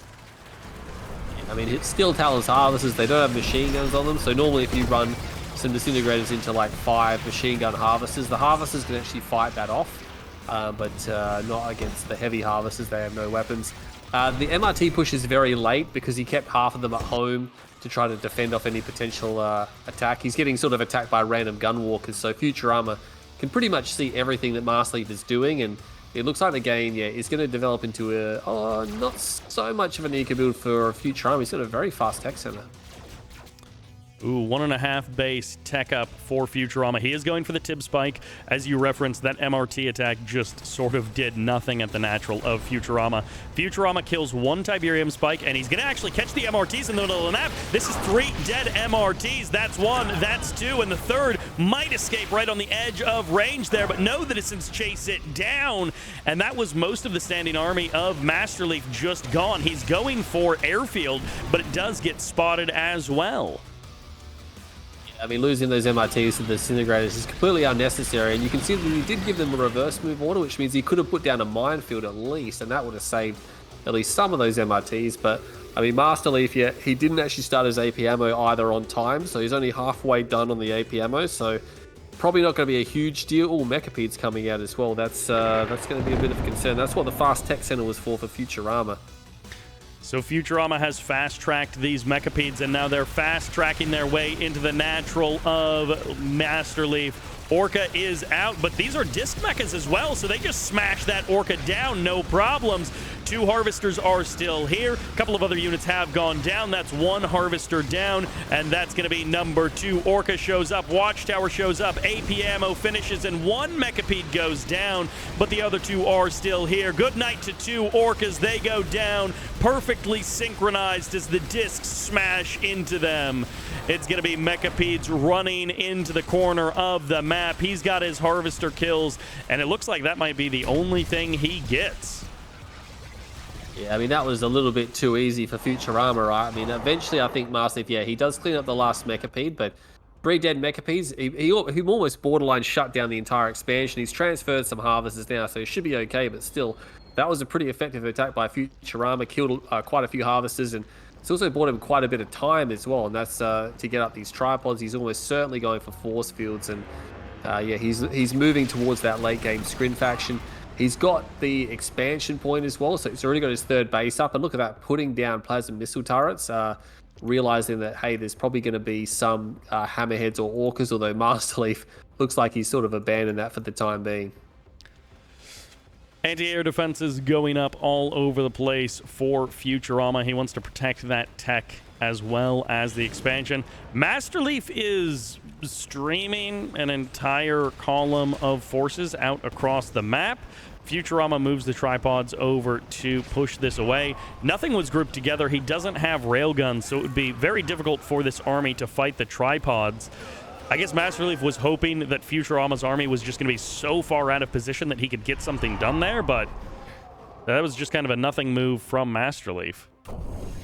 Yeah, that was wishful thinking. I mean, especially without railguns, like there's no way you're engaging that without rails. He's going to have it upgraded momentarily, but I mean, Futurama is very comfortable. 2 ref on the expansion. Leaf scans it. He's just going to GG. Are you for real?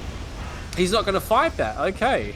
He was 16k behind total resources gathered at the end of that game, and Futurama had the better economy. So Masterleaf unceremoniously cuts it off early. It is unfortunate to see that. You do want to see people fight it out until the end.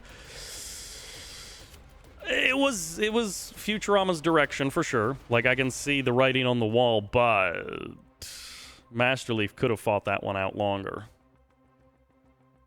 Yeah, I think it's unnecessary to exit the game just because the other guy has an expansion. Like, yeah, you're behind economically, you're behind in the army race, but you can still make a stand. And if the other guy makes a mistake, you can get back in it.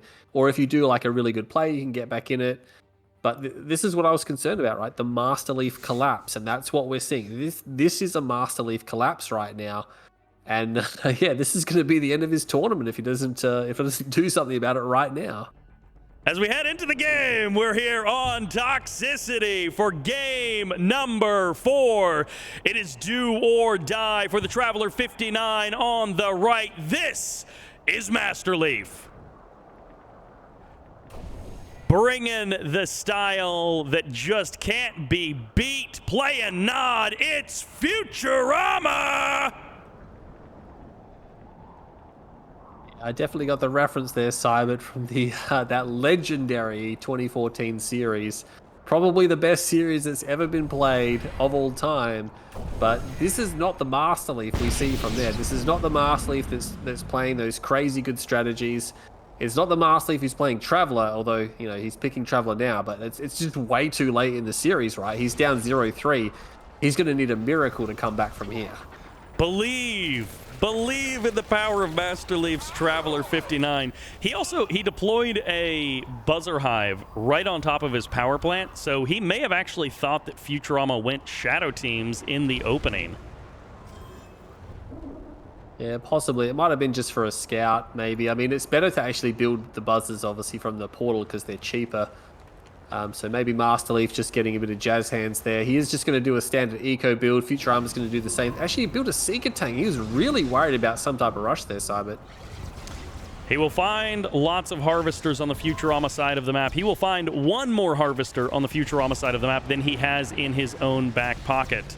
And he'll get half of the health off of one of these harvesters. I mean, it can be pulled off the line for repairs, but I don't know. Maybe Masterleaf will get some fast leg descents, and he'll find that low health harvester a little bit later in the game. Yeah, it's one of those things where you build a lot, where you spend a lot on early game scouts, or you build like a pitbull or a seeker or something like that, and then you roll into the enemy base and they're just ecoing, and they didn't build any scouts or anything like that. And you're like, oh man, like he's already ahead on economy, and I spent money on useless scouts because he's not rushing. It is a bit of a downer when you see that. Obviously, it's not like a huge deal, but it's just sort of like annoying when it happens. You are not kidding when you say Futurama is ecoing. That is a very fast 2-minute 45 refinery on the natural expansion, whereas almost every other Nod player that we've seen throughout this tournament, in particular the last couple of days, they have been so much prioritizing the double War Factory build. So while it's like a normally timed refinery, for Nod players in this event, this is like a super fast third refinery. Yeah, I mean, Futurama must be so comfortable right now. He's so far ahead in the series, and he's been playing so well. And Masterleaf has he's just not been putting up a fight, right? He's just been, being defeated relatively easily. And Masterleaf's going to be disappointed if he just bows out of this tournament at such a lackluster series. Couple of hitches there in the game. I think oh man. This lag is something. Masterleaf is down 7 harvesters to 9. He is once again gone for the very fast crane. He's used it to get a stasis, so he does have the potential of those fast legs, but we'll see. Currently, he's not actually upgrading that. All right, Seeker Tank's moving across the map. There's the second War Factory for Futurama. Yeah, that second War Factory is a little bit late because he went for the double ref first. So Masterleaf sort of has a bit more of an opportunity to be aggressive. And yeah, I don't know what this crane is for. It's not actually doing anything. I guess maybe he's planning on expanding after he drops his structure. But he's not upgrading anything from the stasis chamber either. So again, I'm just not sure what it's there for.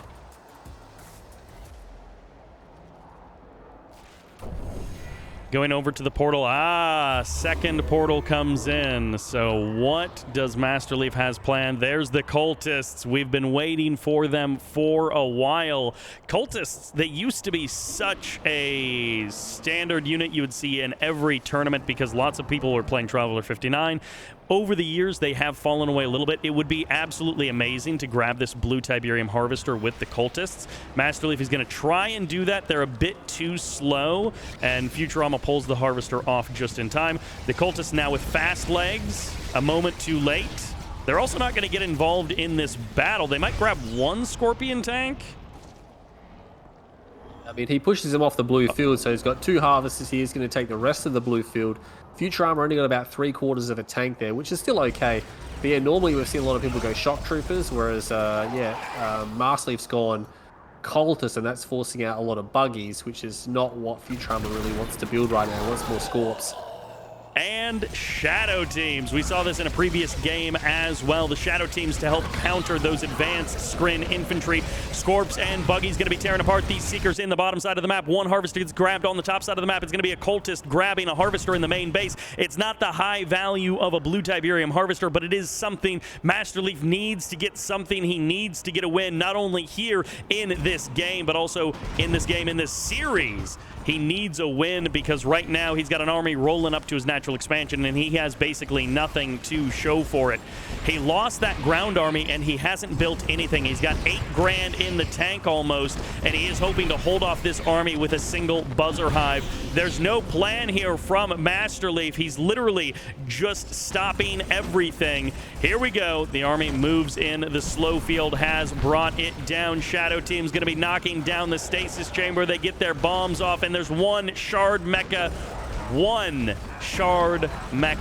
to hold off this entire army. Masterleaf has finally spent his 8K bank, but there's just so much stuff on his base. I mean, we saw this versus Hox and Dimmy, where they just built shadow teams as a frontline unit, which is really strange, but of course, it's just paid dividends here. All the cultists are dead. I mean, he's just coming in and he's trashing Masterleaf's economy. I mean, Masterleaf does have a third. Look, he's going to bomb the tech center. You for real? He just gets a tech center with the shadow teams. It's crazy. We've been casting Kane's Wrath for a long time, and I think that's the first time I have ever seen that here in 2025. In the round of 8 of Chrono Clash II, Shard Mecha is going to be fighting off these Scorpions. He dropped double Warp Sphere. That's where 4 grand of his 8 went. And he produced a couple of mechas, and now he's not really doing anything else with them. Shadow teams are going back in. I guess they're going to go for the scout or something. Disintegrators are coming out, and Masterleaf went super fast into the third base. He's actually staying in this game as opposed to the last game, which he left kind of early. He's sticking it out here. Yeah, I mean, he can't really surrender, can he? Because that's the tournament is over. He has to stay and fight. So that was a pretty devastating attack from Futurama. The Shadow teams are still going in the main base. They're bombing refs, they're bombing storm columns, they're destroying everything because there's no infantry to kill, right? So you just might as well start bombing buildings. I mean, yeah, Masterleaf's got quite a few mechas out, and yeah, that saving grace of that third base is all that's keeping him in this game right now. But maybe he can turn around. He might be able to turn around. He's actually attacking the third of Futurama. If he gets some serious damage here, he might be able to get himself back in the game. That's one Harvester down. That's the second Harvester. The Scorpions have lasers, but they're late to the party. Disintegrators get on top. That's a heroic Descent that's about to be crushed. He's going to trade his life for another Scorpion tank, and the attack falls away. The Mechapedes are still here, so the threat is still there. It's going to be Shadow teams trying to cross the map. They catch more Disintegrators trying to cross as reinforcements, and Masterleaf is just like parade pushing Disintegrators across the map from multiple locations. 1-2 mechas go down as they try to exit the third of Futurama. Masterleaf is playing this in a way that's almost brilliant, but it's coming up just short of brilliant, and it's turning out terrible. Yeah, those Shadow teams did way too much damage in the center. They're killing all the infantry reinforcements. The Mechapede's got some of them, but some of his mechas had a bad path out of that engagement, and they didn't go across the bridge. They went back into the Scorpions. So if Masterleaf can hold this next attack, he might... Oh no, is he going to GG out? No way. That's his tournament. It's done. GG. The marquee match that was the rematch of the Winter Championship, the big show, is done. It's a 4-0, and that means Futurama, despite the fact that he lost in the group stage versus Rex, he has advanced with a clean 8-0 record in playoffs. In the modern, containerized world, businesses face overwhelming challenges, sprawling systems, and exponentially increasing data. Observability chaos ensues, complexity increases, costs skyrocket, developers waste time sifting through mountains of data that's not useful, and customers suffer from a poor experience. With Chronosphere, you are back in control. We help you quickly focus on the data that matters so your team can move from overwhelmed to empowered. The Chronosphere observability platform reduces data volumes and associated costs by 60% and cuts through the noise to uncover actionable insights that reduce incidents by up to 75%. Chronosphere telemetry pipeline collects data from any source, processes it in flight, and routes it to any destination. Maximize your efficiency with a solution that uses up to 20 times less resources than competitors. With Chronosphere, turn observability chaos into control. Eliminate unnecessary costs. Improve data quality and deliver faster insights for exceptional customer experiences. Join leaders like Robinhood and Zillow, who've already taken control of their observability. Learn more about Chronosphere at chronosphere.io. And let's kick it off. Let's see how it goes here on Tournament Highlands for the round of 8 of Chrono Clash II, powered by Chronosphere. That's not the kind of variety that I was looking for, but I'm seeing it already. The black hand on the left side. This is Tipsy.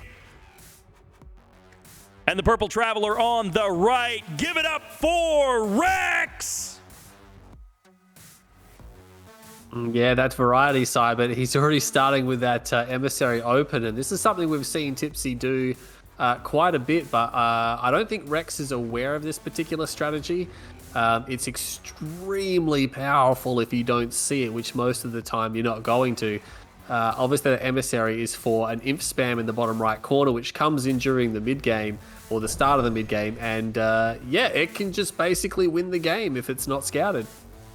Black Hand, we have seen so many flame rushes. One flame tank, double reckoner, single flame, double rocket, double reckoner. So many variations on early game aggression throughout this tournament that are all the pretty normal things that you would expect from Black Hand. But this has not been busted out in this tournament at all. So Rex... We were just talking about it. He hasn't played as many games as Tipsy has.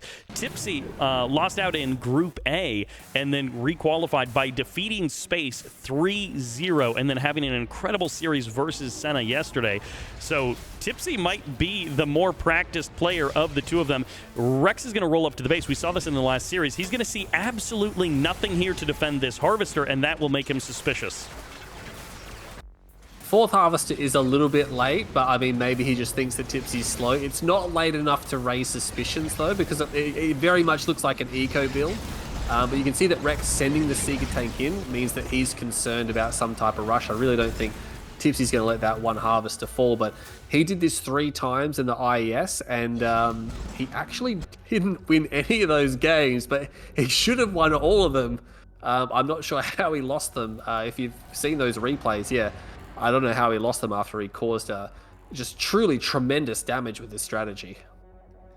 Hand of Nod deployed in the natural expansion position. He hasn't actually done anything on the other side of the map just yet. He's had that emissary deployed for quite a while, and Rex, he is suspicious. He is, wondering what exactly is going on, but for now, he's just going to play a normal game. He's up to 6 Harvesters. He's going to steal the blue Tiberium. Yeah, he doesn't suspect anything just yet. He might when he comes in and sees a very fast shrine. I mean, not a huge giveaway, but still no ref down, and he's not all the way at the expansion. He's probably going to think maybe something's up or something's going to be going on, but whether or not he scouts the bottom. The strategy Tipsy's doing is not supposed to hit until the start of the mid-game, so it's not supposed to hit till there's like a double ref down. He's definitely going to make sure he gets that upgrade before it gets sniped. That's going to be a disaster if he doesn't get that in time, but he should be fine. Ooh. Very close timing there on the Black Disciples. Couple of Hand of Nod trying to utilize the ball falling from the Hand of Nod to break down some of those units. On the other side, a nice get here for Tipsy. That's a dead blue Tiberium Harvester. Rex tried to steal the blue Tiberium in the north, and he got punished for it.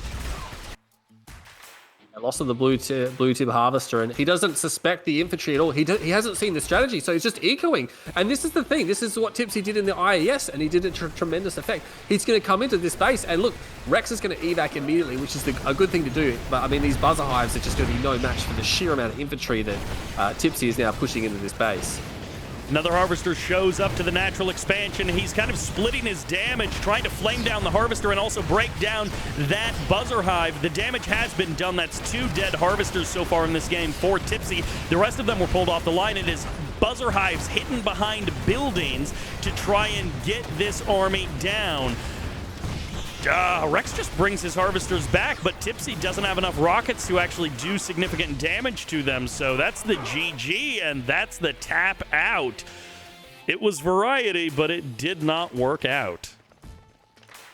I think he hit a little bit earlier than he'd like to, and I think the reason he did that is because I think his shrine was scouted a lot earlier than it was in the other series, and unfortunately, I mean, the Buzzer Hive placement was really bad, but the fact of the matter is he pulled the Harvesters off the line. He had Gunwalkers coming in, and he was able to clean up this small amount of infantry, forcing Tipsy to engage early before he could get to a much higher critical mass. Not enough rockets, not fast enough for Tipsy. I mean, that you say that that he's done that build a bunch, and that is a build that no one else has tried in Chrono Clash, so it is nice to see it brought in here. Rex dealt with it quite handily, and I guess Rex is looking to be in good form because he was suspicious of the Black Hand choice, and he scouted out something, and he didn't know... Should have warmed up before this. This is his first game of the day, and that's the strat that he goes for. But yeah, as you said, Rex was suspicious of something. He may not have known exactly what was going on, but he knew that something was coming in. Exactly. I mean, seeing that shrine before a ref, he's like, oh man, this shrine is here for a reason, right? Obviously, he had no clue about that base back there, but It did lead him to build extra gun walkers, and like I said in the IES, like Tipsy hit a little bit later than that when he had an extra, 6 to 8 rocket squads, and he had a critical mass. Like against BikeRush, he killed like 4 or 5 harvesters and 2 ref, and he still lost. And he killed Futurama. He killed about the same with Futurama, but he also got like a war factory and a comm center, and he still lost. So insanely powerful, but I think Tipsy just fumbles the follow-up. The unfortunate reality of those more aggressive builds. It is going to be another Black Hand game, and this harkens back to yesterday when Tipsy was playing versus Senna. Very similar matchup. Even the positions of them very similar as we head into Tournament Los Angeles for game number 2. In the north, playing Black Hand, this is Tipsy. In the south, playing the purple, this is Rex.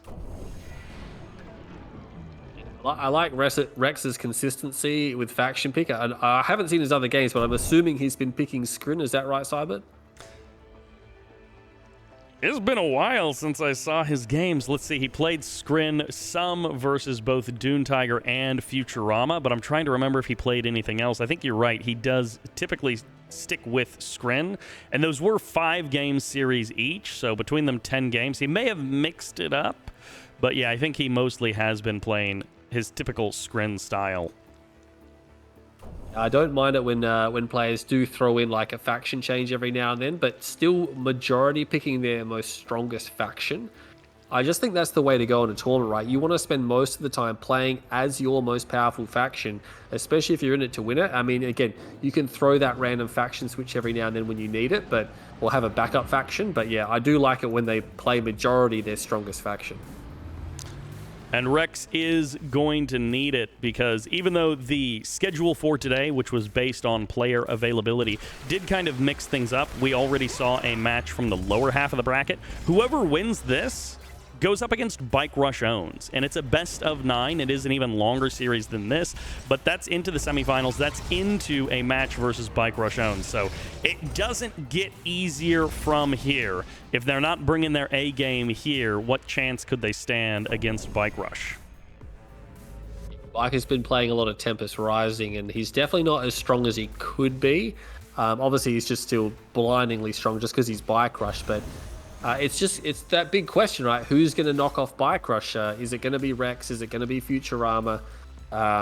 We might be looking at a possible Futurama BikeRush grand final, or maybe someone from the lower half of the bracket. It's Nash and someone else down there, isn't it? No Hoxaeb, yeah.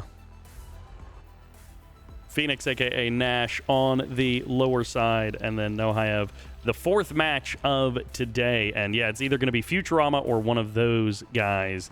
So for now, if you didn't see yesterday, I know Green Zero, you were probably sleeping when this match was played because it was like 4 a.m. your time, but it was Senna versus Tipsy, and Senna was playing GDI the whole time, playing his strongest faction. He goes up in the best of 7, and then he goes on to Tournament LA, and he chooses a Skrin faction. It might have been Traveler 59. It might have been a different Skrin faction, but it was these same spawn positions, and Tipsy ended up in the mid-game going blue flame and then building like 14 flame tanks and just sending them left, right, and center down the map, and he ended up burning down Senna's entire base just in a hilarious way for the viewer, but in a crushing way for Senna. So I'm hoping that we see something similar here today. I've seen a strategy emerge where people are using flame tanks as a frontline unit, and yeah, like you said, they're just spamming them, like 10 plus flame tanks with like infantry or other random units with blue flame, and just queue moving through the front door, because as soon as they get in range of the structures, they just delete everything and they just cripple the enemy. So yeah, that's something I've seen quite a few people play, and if you get the jump on someone, it's almost impossible to stabilize once it starts doing damage. For now, it's lots of buggies from Tipsy. It's a couple of scouting seeker tanks from Rex. Both players sitting on a comfortable 9 harvesters as they double refinery their natural expansion.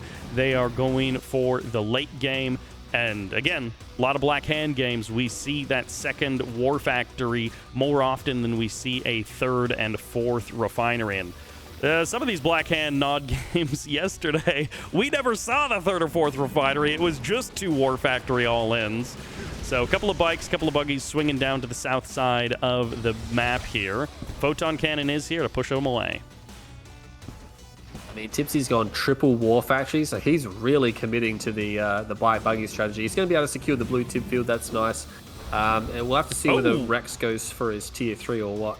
That's 4 War Factories. He's not even stopping at 3. He wants infinite bikes, and he's going to get 1 Harvester in the main base. He's going to get 2 Harvs in the main base, and there's 2 more ready to go. I guess you can kill his units, but when you've got 4 War Factories, you can just build more. That's 4 dead Harvs in the main base. It may not be a clean trade. It may not be an even exchange, but those Harvs are not coming back. Yeah, that was pretty devastating for Rex, wasn't it? I mean, the entire main base has been shut down. Gather there's not much Tib left there, but I mean, those harvesters would normally be transferred to the expansion. So the expansion is 5 and 2, which is the only saving grace for Rex right now. But the fact of the matter is, yeah, he's down like half the harvesters of Tipsy. The other thing is, Tipsy is actually up 4K total resources gathered. He's ahead on income compared to Rex. So not only did he just kill 4 harvesters, he's already ahead on income. Part of that is the blue Tiberium that he was able to grab. And now Rex is going for a couple of fast leg descents on the left side of the map. Curse or Blessing, these bikes and buggies are going to roll right past them. They do see them, and now they're going to engage. So this attempt at a sneaky attack by Rex doesn't even work. He's going to catch the drone ship, though, although he's going to go for it. Yeah, he's going to go for it. Can he get it, though? Oh, he teleports it away. That's crazy. Crazy moves from Rex there. Saves the drone platform. The split-second decision, that drone ship was already at half HP, and it was going to be going down even lower than that. Now, the Prodigy is now being run down and gunned down by those buggies. All right, Gunwalkers have saved the Prodigy. This game turning into a bit of a mess. Rex almost losing his drone ship, but then he's able to save it. Flame tanks starting to come out from Tipsy. I'm quite surprised Tipsy didn't sell his War Factory, go all-in quad War Factory. He still kept his, his MCV. He kept his MCV alive, and he's actually at the 3rd base, and again, he's still doing damage down the bottom left-hand side. Teleports a Harvester a little bit away from the fight, but he's still going to lose it. Tipsy might have to back out at this stage. The attacks were going well, and they're not going particularly well right now, but the one thing that Tipsy has done is he has kept Rex at that 5 harvester count. Rex hasn't been able to rebuild his harvesters significantly. Scorpion's going to be engaging versus these tripods, and they decide that's a bad idea. 1 tripod almost goes down. I thought he was going to commit into to get the final kill on that tripod, but now he's just waiting around. He does have a flame tank trying to sneak into the natural expansion. He is going for harvesters. He is going to be able to delete those disintegrators. So in the middle of the map, there's a battle waging, and then there's a sneaky flame tank making his way through the natural expansion. He's going to get 1 refinery pretty easily. No, he's not. Cultists are here. The mind control saves the refinery. Yeah, clutch cultist play there, but I mean, meanwhile, a flame tank did get the tech center, so I mean, Rex is he's been knocked down to basically tier 2 now. Actually, yeah, he's still on tier 2. He's got 2 tripods. One of them's almost dead, so the tech is not going to play a factor in this game. Rex has no 3rd base. Tipsy has a ref on the 3rd, and Tipsy just needs to hold this counterattack, and he'll be in a fantastic position. Harvester transferring from the main, gets eliminated by some disintegrators down there. 3 flame tanks have been grabbed by Rex. So those flame tanks stopped from doing any damage, and now Tipsy is going to have to defend against them. Black Disciples upgrade most of the way completed. It's 3 Hand of Nods on the front line. Tipsy is going to try and hold with just pure infantry as Rex shows up to this base. It's mostly Scorpion tanks waiting to receive him, and you have to keep in mind on the other side of the map, it's flame tanks mind controlled by Rex that are heading into the base of Tipsy. 1 tripod down, the other one is getting repairs from those repair drones, and that's the GG. Tipsy loses at his 3rd base. Oh, that was disappointing for Tipsy. He was in such a fantastic position. They just couldn't hold that 1 attack like he just needed. an extra 10-15 seconds. There was a moment where he was running the rocket squads for the building, and then he turned around. I'm like, nah, he should have just kept going. He could have got triple rocket into the building, and that might have just assisted him just that little bit extra to hold that attack. But yeah, I mean, Rex, no third base, no tech center. That attack was basically it for Rex, and it just managed to overwhelm Tipsy's production. And Tipsy, I guess he felt that he was just going to throw it in then and there. A tragically close game, kind of like that game number 1 you mentioned. If he had held those rockets for a little bit longer, he might have been able to burst down those harvesters. And this game as well, if the cultists weren't quite so well timed, if that portal had gone down in one of the previous attacks, the margins of Tipsy losing these last 2 games and being either 1-1 or 2-0 versus Rex are incredibly small. The scoreline on the bracket doesn't look as close as these games have been. It makes Tipsy looks like he's getting smashed, but he's not. He's so close in some of these games. Yeah, whenever you see the scoreboard and it's like it's a very lopsided score, it doesn't actually tell you how close the series. People think, oh, a 4-3 or a 3-4 or whatever the best of series is. That's a close series, but I mean, at the end of the day, you got to really watch the replays of the stream and see, oh, this was actually this entire game was decided on one fight. And it could have very easily gone the other way. So yeah, the scoreline never really shows you how close it was, unless it's like a flat like 5 or some extremely long series. But yeah, Tipsy, he's got to be disappointed with that, right? Like, he was in such a fantastic position. He deteched Rex. He killed a ton of harvesters. Rex had no third base. Rex was basically dead. He was all in on that last attack, and Tipsy just needed, again, that extra 10-15 seconds, and he would have been fine. But unfortunately, production got overwhelmed, and economy is dead. Those backdoor flame tanks not quite working out. My Tipsy prediction is not looking very good right now. He can still make the comeback happen, but Rex is looking so clean, so confident, so straightforward, and sometimes we see Rex, he's looking a little bit rusty, he's looking a little bit out of it, and we see him 8 minutes into the game, he's floating 10K, and he just doesn't know what to do with his money.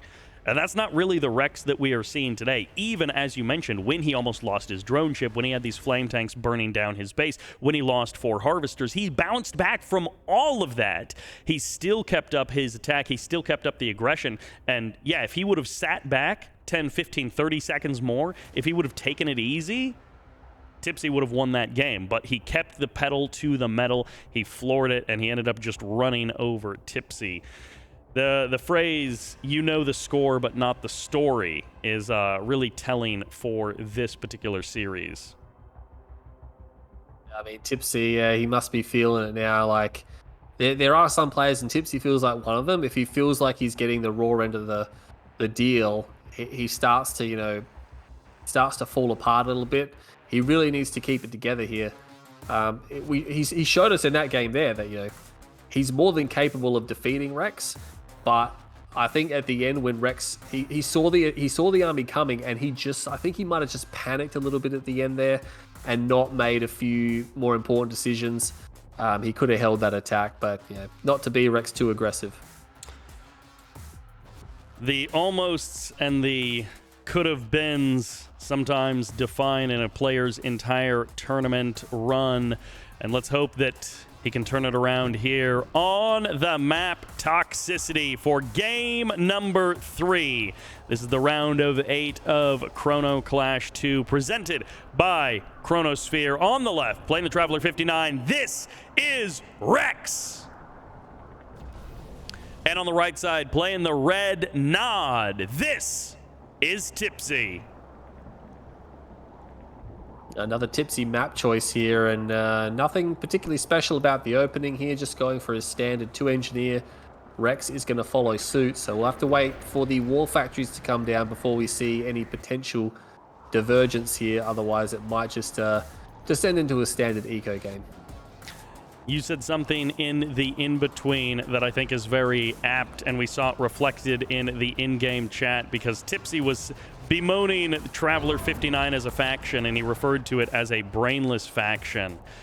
So you might be right. He is feeling the pressure. He is feeling like he's getting the bad end of the deal, where he should be winning these games, but oh, the cultists, oh, the mind control, oh, this, oh, that. And that kind of mentality, as we talked about in the Leaf versus Futurama series, it can spiral, and then you can end up just losing games you should have won because your mental is bad. Hopefully, Tipsy can bounce back. It gives me hope that he is gone for straight-up Nod. He does also have those stealth harvesters. There's a number of games in this series that have almost been decided by the fact that Blackhand doesn't have stealth harvesters. So we'll see what Tipsy does with Nod. Yeah, much more comfortable with the Nod pick. Yeah, because like you said, it's just a safer pick, right? Nod has all the stealth technology. They have the lasers. They're just better against like Skrin, especially in the late game. Nod late game is significantly better, I think, than Skrin late game. Not saying that Skrin's weak in the late game if they have the right unit comp, but I just feel that, you know, you've got more options with Nod on how you can play the game. But yeah, we'll have to see what Tipsy does. I wouldn't like to see a full-on eco build by Tipsy. I would like to see some pressure put on Rex, not let Rex do whatever he wants. He really needs to try and at least, you know, slow him down a little bit. And this is essentially a $100 best of 7. Whoever loses this series stays in... Whoa. We just had a full network meltdown for just a moment there. It looks like we're back, but whoever ends up losing this series stays in the round of 8 and will take home $50. Everyone in the round of 8 gets $50. Whoever makes it into the top 4 is guaranteed $150. So this is essentially a $100 best of 7. And maybe that was a $100 seeker kill, as Tipsy has a couple of bikes and buggies in the middle of the map. He's going to be contesting these 4 seeker tanks. Rex. Yeah, he can't let... Yeah, he can't let those Seekers get away now. He's committed too heavily to them. Needs to make sure he shuts them all down. I mean, he's probably not going to get into the enemy base. He did go for a fast second war factory, but so far hasn't managed to penetrate all the way to Rex's base. He does get that final Seeker tank as the Photon Cannon comes in, as the portal gets deployed as well. Second War Factory coming out nice and early this time. That's why we got to see that burst of bike buggy from Tipsy. He is still angled towards the late game. He's keeping up in the harvester count. It's 8 harvesters to 7 at the current moment. Not doing too bad. Rex drops his second ref. Tipsy's ref is a little bit behind, maybe about 10-15 seconds here, and Rex is going into the fast legs. I mean, going back to what you said before about Traveler, like, I don't think they're a brainless faction at all. They are definitely the faction that you require probably the most micro for outside of Nod. They're very heavily micro faction, so if you're losing the Traveler, it's usually because the other guy is hardcore outplaying you. This is 1.02 plus, so a lot of the Traveler lane has been like wound back, right? Like the hexapod laming and things like that has really been wound back quite a bit, so it's come right back to the micro skill level. Let's see if these bikes can get anything done. Tipsy poking and prodding at the natural expansion, sort of like he did in that last game. Disintegrators are going to be able to catch a couple of bikes here as they try to escape and exit, but the buggies are going to trade that back. That's a lot of dead Disintegrators, and that's going to be a gun-dead Seeker tank as well if he sticks around much longer. Disintegrators getting gunned down by those Raider buggies, but one lone Disintegrator squad on the high ground knocks down 2 more bikes that got forgotten by Tipsy. Yeah, I mean, he split his bike buggy up, and then all the bikes ultimately just got killed by the Disintegrators. So, I mean, if he had his buggies there at the same time, it would have been fantastic. Yes, he killed all the Disintegrators, but not until all of his bikes had been destroyed. So, not that big of a plus for Tipsy there. Rex is currently up 10k total resources gathered. His economy plus 16k per minute, and he's floating 10 grand of that. So there is a lot of cash in the bank for Rex. Part of that is he's gone to base, all the way teched up to an Eradicator hexapod. He's got the Prodigy, he's got Cultists, he's been building a lot of tech, and now he is going to be dumping that cash. We'll see what he can do with his 10 grand. Sometimes this is where Rex falls down. He spends his 10 grand on the wrong stuff in a panic, and he's not able to get it done, but he's got a fearsome army. I mean, I mean, I wish I could get that scoreboard to work, Sybert, but unfortunately, I'm quite old and I have a disc version of the game, so it doesn't quite work just yet. I was thinking about maybe buying Kane's Wrath on Steam, but I'm not sure if it's a country thing or what, but in Australia, you have to buy the entire Decade series, which is quite expensive just for a scoreboard.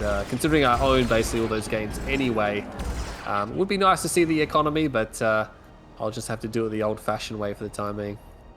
Just clicking around on the interface the old-fashioned way. All right, Eradicator Hexapod is out. Tipsy is angled towards that third base as well. And Rex is wormholing into the back line. This is going to be a wormhole and a sell-off of, I don't know what that was, probably the tier 3 of Tipsy.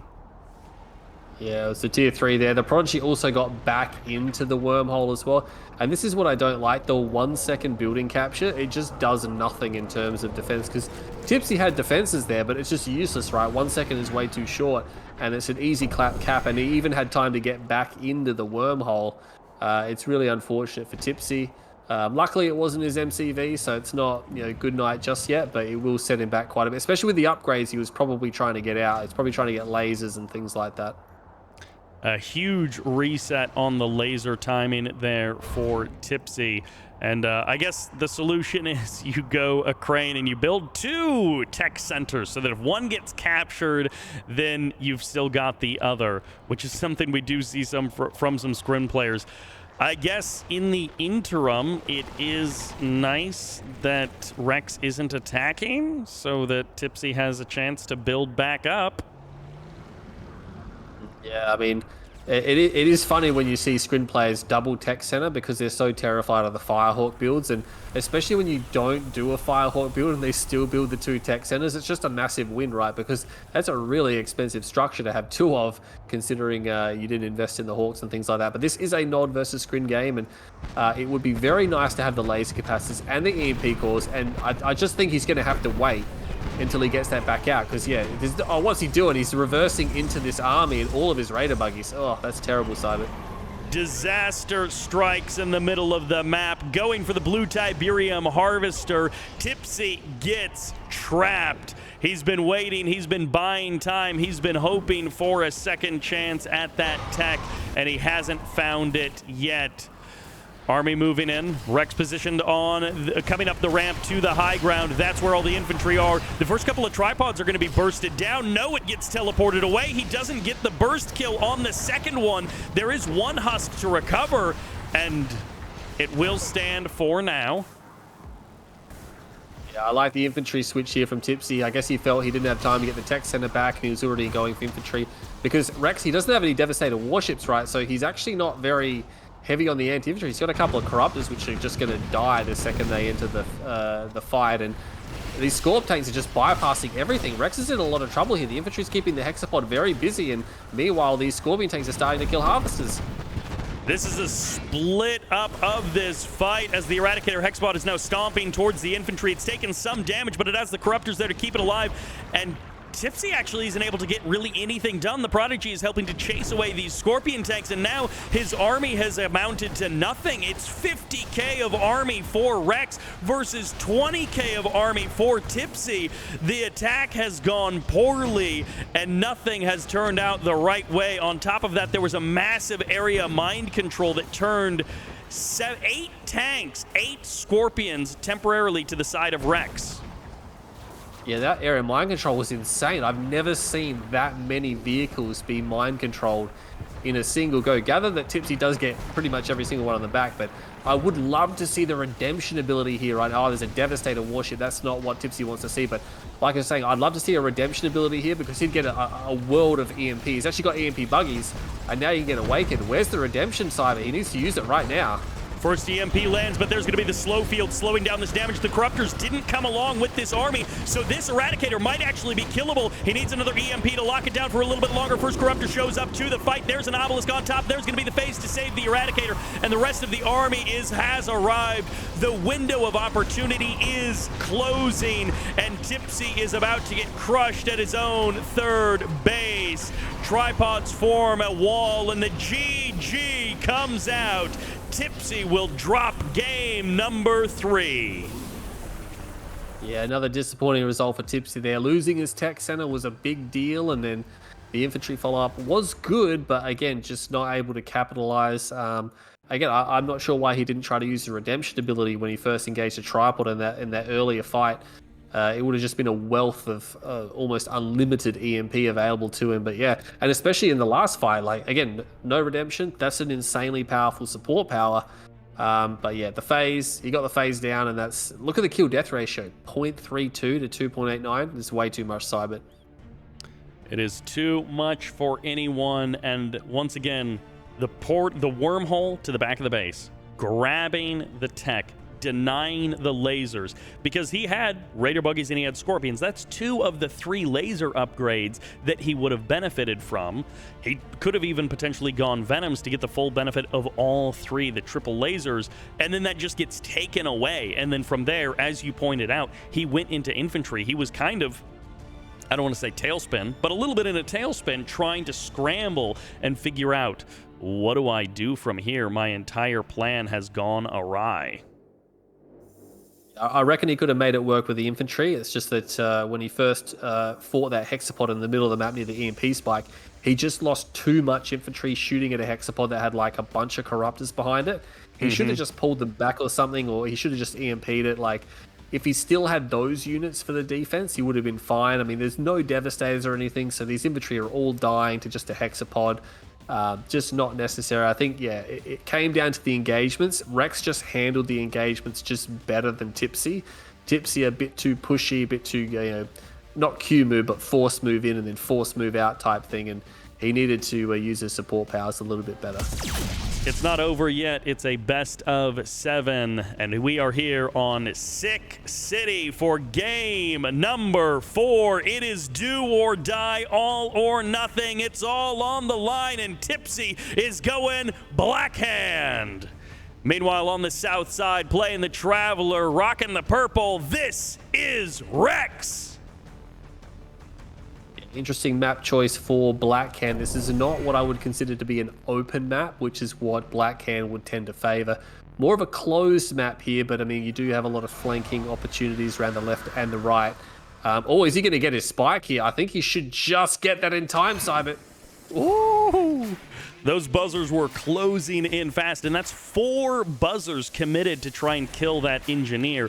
It's certainly not the end of the world, but Rex was trying.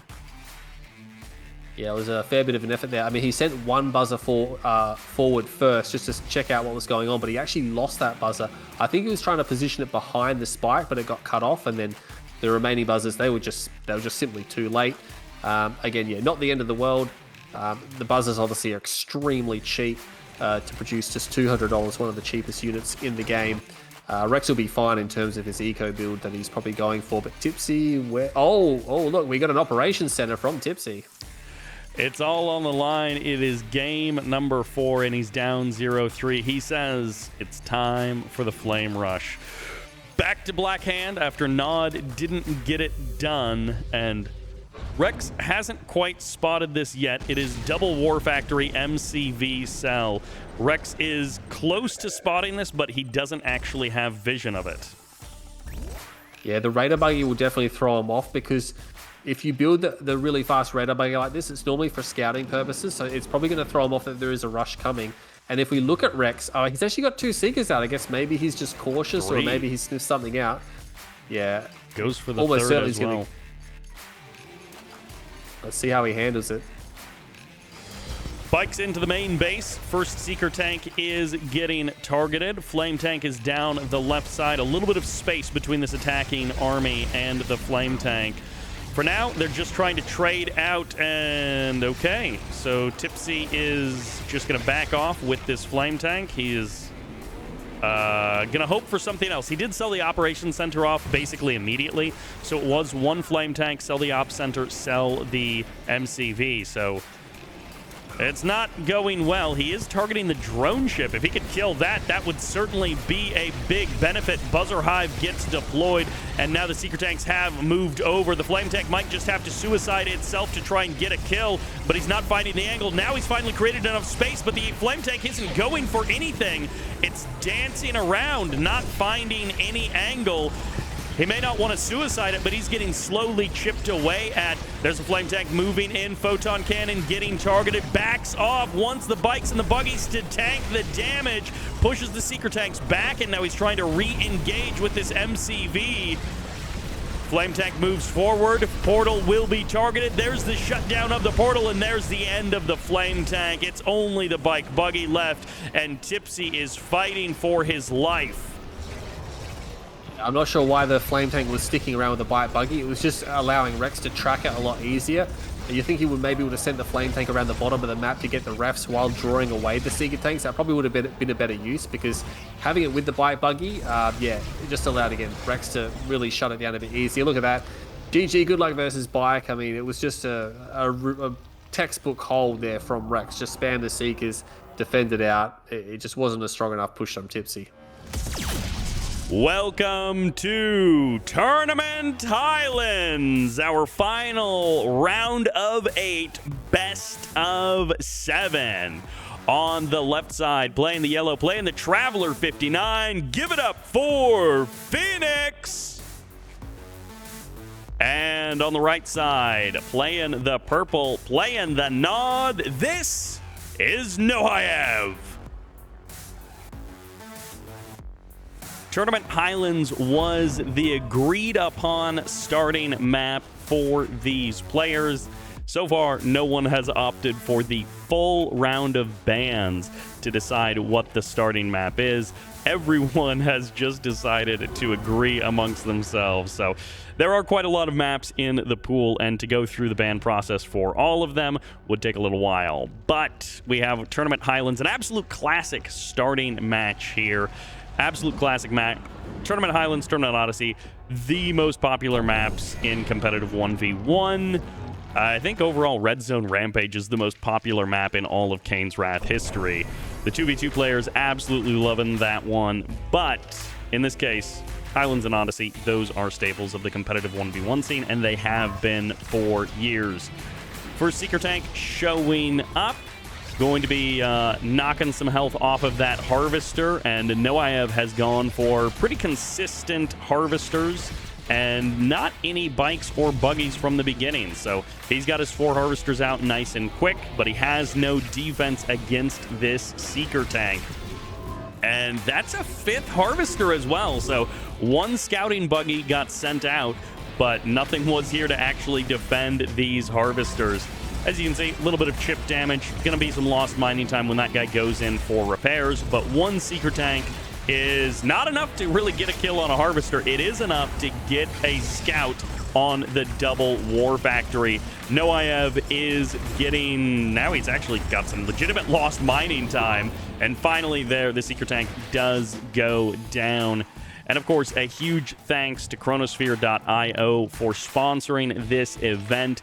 It is, of course, Chrono Clash II. They have also sponsored a Resolute 3 event a year and a half ago, something like that. And so they have been supporting Command & Conquer for a little while now. And a huge thanks to them for bringing this event together. Bike Buggy moving out. We saw an absolute reliance from Hoxaeb on this double War Factory Nod style. He likes 2 War Factories quickly in the game. Very few players, even other Nod players, get 2 War Factories as quick as Hoxaeb. But in this case, Phoenix does have a couple of descents, a couple of Seeker Tanks here to deal with them. Bikes going to be circling around on the north side. A couple of Harvesters are exposed, so the bikes could dive on them, but it'll take some volleys to knock them down, which is why they're going for the Seeker Tanks first. And that's a stack of Seeker Tanks. 2 Seeker Tanks stacked on top of each other took bonus damage, and the Harvesters do the same thing. This attack wouldn't be doing as much if it wasn't for the units stacking on top of each other, and that's 2 dead Harvesters. Phoenix is going to make Hoxaeb pay for it with bikes on exit, but that's 2 dead Harvesters. Hoxaeb is now up 8 Harvesters to the 5 of Phoenix. So Phoenix was not expecting that much pressure. He was not expecting that many bikes at his doorstep. Blue Tiberium taken by Nohayev. One of the things that you can do by putting pressure on your opponent is, of course, by taking economic advantage behind it. And in this case, it is going to be a full load of Blue Tiberium. And now 9 harvesters out and running for Nohayev. A good start here. He is the underdog versus Phoenix. And Phoenix was quite literally playing a game versus Numbfish. Another round of 12 player, actually, who lost versus Green Zero very narrowly yesterday. And he was playing some warm-up or some test games versus Numbfish. Phoenix, on the other hand, he is pushing in now to the natural expansion. He's going to be losing these Seeker Tanks and Gunwalkers. The Disintegrators decided not to engage into this position. They decided to go somewhere else. And that last Gunwalker, okay, he does finally go down. The Disintegrators went to the north side. Another Harvester is headed out to that Blue Tiberium, but it did not get spotted by the Disintegrators. Buggy going to be killing something down there. Just a Buzzer Scout for Phoenix. Disintegrators get clipped by those Raider buggies. No second refinery on the natural expansion yet. There is a portal. There is tier 3 as indicated by that Mechapede.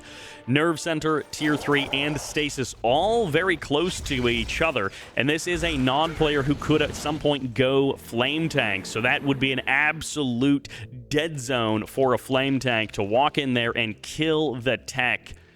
This Prodigy is hanging out in the middle of the base. That could be a signal transmitter on the build queue for Phoenix. This might be a tech capture and sell-off for Nohayev. He might be losing his tier 3 in just a moment. Nohayev side of the map, he is going now triple War Factory, and he does have tier 3. Laser capacitors about halfway done, and we'll see what this Prodigy decides to do. I feel like this is a signal transmitter. It is something... Oh, it might actually just be a second refinery at this natural expansion. I did not... I forgot. After I set it myself, I forgot that there was no second refinery there. 9 Harvesters now out on the field for Phoenix. He is matching that area mine control. Going to be turning 2 buggies, 3 buggies around onto the Phoenix side of the map. And keep in mind, this is triple War Factory production, so this is a lot of bike buggy. They're able to snipe down one of those Mechapedes, and now they kill their own buggy friends. Another Mechapede taking some damage. No lasers have finished up just yet. I feel like it must be getting very close. Something else was placed down there. Oh, it's Tib Core first. So the first upgrade to finish up, it's Tib Core. It's not going to be laser capacitors. So the Raider buggies are just going to have to try and dive in on the Prodigy. They get it. So that's not going to be a tech capture and sell for Phoenix. That's 1 dead Harvester. That's 2 dead Harvesters. That's about to be 3 dead Harvesters. There's so many Harvesters low on health that Nohayev hasn't quite finished off just yet. More and more dead Harvesters in just a minute's time. Phoenix has his Harvester count cut in half by Nohayev. Mass bike buggy now with the tier 3 upgrades, smashing this screen here on Tournament Highlands. More Disintegrators coming out, and the bike buggy just doesn't leave. As fast as the units can die, they are being reinforced by more and more bike buggy. Nohayev is playing aggressive. He is playing Nod to the max. There's 1G for the good game as Phoenix drops game number 1 on Tournament Highlands. The first point will be awarded to Nohayev for that win. Welcome to the sunny beaches, the palm trees, and the green grass. In the north, playing the Nod, this is Nohayev. Meanwhile, in the south, this is Phoenix. Phoenix switches it up. It is Blackhand time for Phoenix. He goes from Traveler 59, then over to Blackhand. And Nohayev, he's sticking with his Nod. So maybe it's going to be a flame-based game for Phoenix. This is one of those maps that we've seen flames work quite well. But Phoenix is undoubtedly going to be trying to make some mass infantry work at some point. And some players, they do like to just go big eco and even bigger numbers of rocket squads with Black Disciples leading them.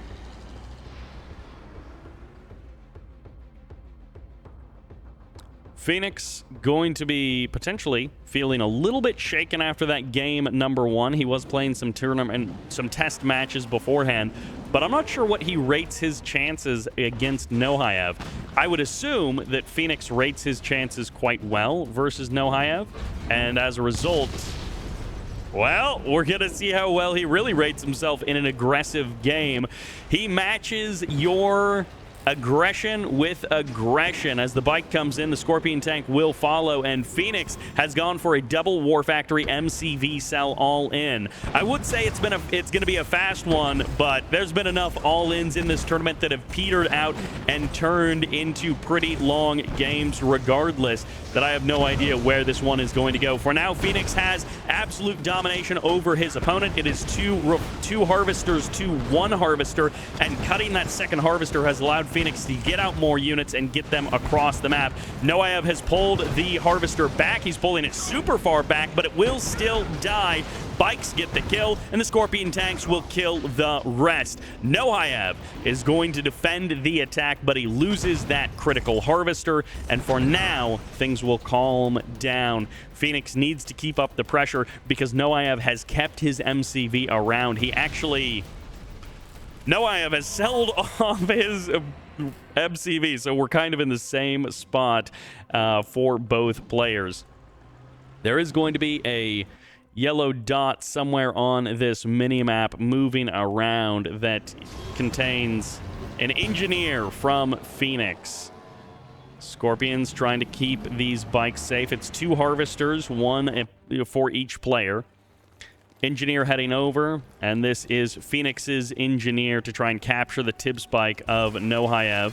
Noaev does not get it. He was a little bit too slow to get that engineer snipe. And now Nohaev's engineer, I'm not sure where that one has gone. It's over there on the right side. And Noaev loses his Tipz spike, and that is a huge benefit to Phoenix to be able to control that Tiberium spike. The blue Tiberium is also growing a bit in the field, and Phoenix now has 3 harvesters, so he has snuck out a 3rd harvester. He has managed to get himself that additional economy, and Nohaev, for the current moment, is just sticking with the 2 harvesters. Okay, there we go. It's another bike for Noaev. Noaev also has double the army value of Phoenix at the current moment, but reinforcements and repairs are powerful tools. So that's another bike going down as Noaev commits into the attack just a little bit. The bikes are trading 1 for 1 at the current moment. Both players equal in that regard, and it looks like the engineer did get sniped at some point, or no, it just went into the Tipz spike to recapture it. So the engineers have kind of neutralized themselves. There's no sneaky engineers that are going to capture a refinery or war factory, or even a power plant to send your opponent into low power mode. It is going to be one engineer that captures the Tipz spike, and then the other engineer captures it right back. And of course, from this position, both players can rebuild their MCV, and then we could go into a normal game after this. It's not likely to happen, but it does every once in a while happen where both players will end up in a double War Factory MCV cell like this, and then eventually both of them will rebuild their MCVs, and we will just be in a normal-looking game, but the game time is way too late. Scorpion tanks coming on out. The army value is now basically identical between these two players. It is 3 harvesters apiece, and of course they have the same 5 buildings on both sides of the map.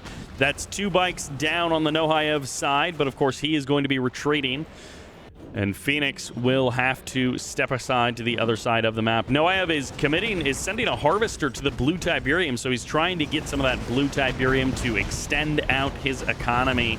And we'll see if he's actually able to capture this location. Noaev has the stealth harvesters, and Phoenix does not. So that is one potential advantage that Noaev has. But of course, there are enough bikes on the front line that both players can detect stealth quite regularly.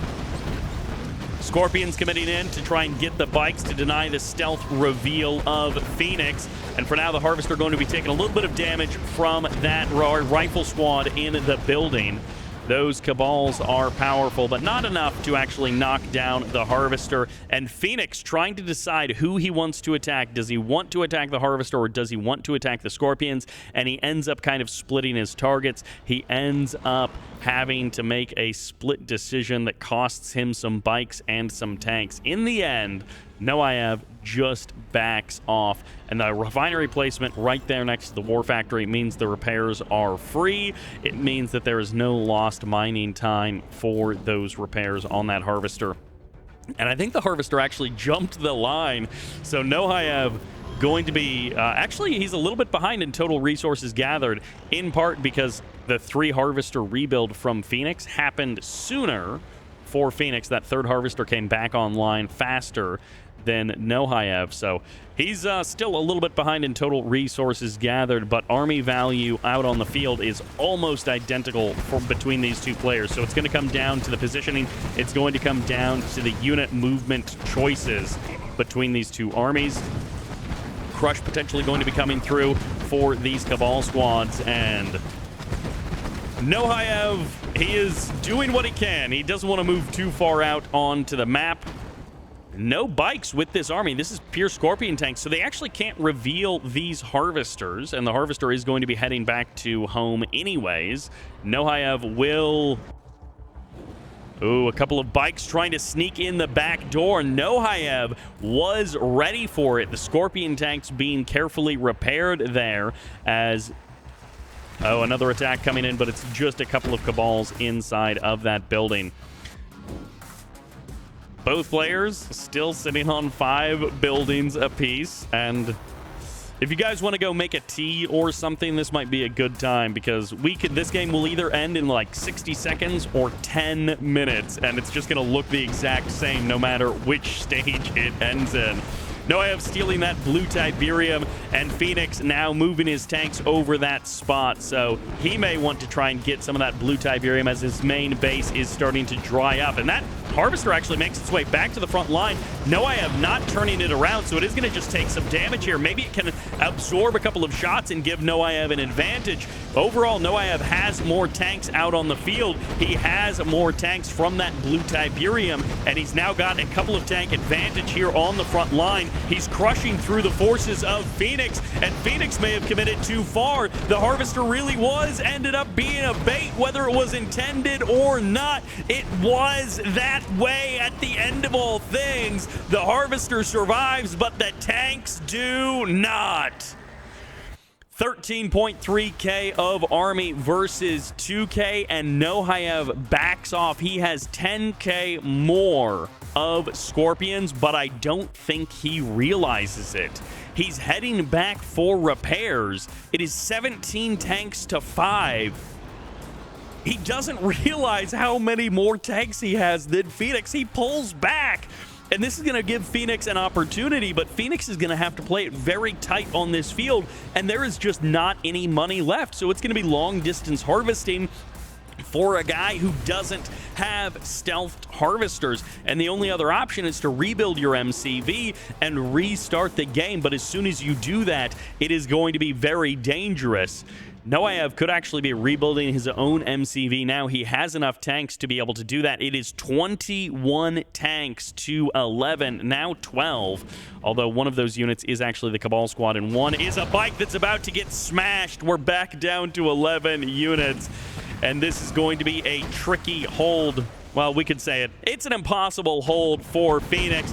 The GG has not come out. One bike shows up to the back line. That's actually 4 bikes, not 1. And this is Phoenix's hope to turn this game around, to kill both of the Harvesters of his opponent. But it's not going to be a base race, because Phoenix sells off. And Noayev goes up 2-0 versus Phoenix. Welcome to Badlands Hills for game number 3. We are fighting it out on the Badlands. And of course, on the left side, playing the Traveler 59, this is Phoenix. On the right, playing the Purple Nod, this is Noayev.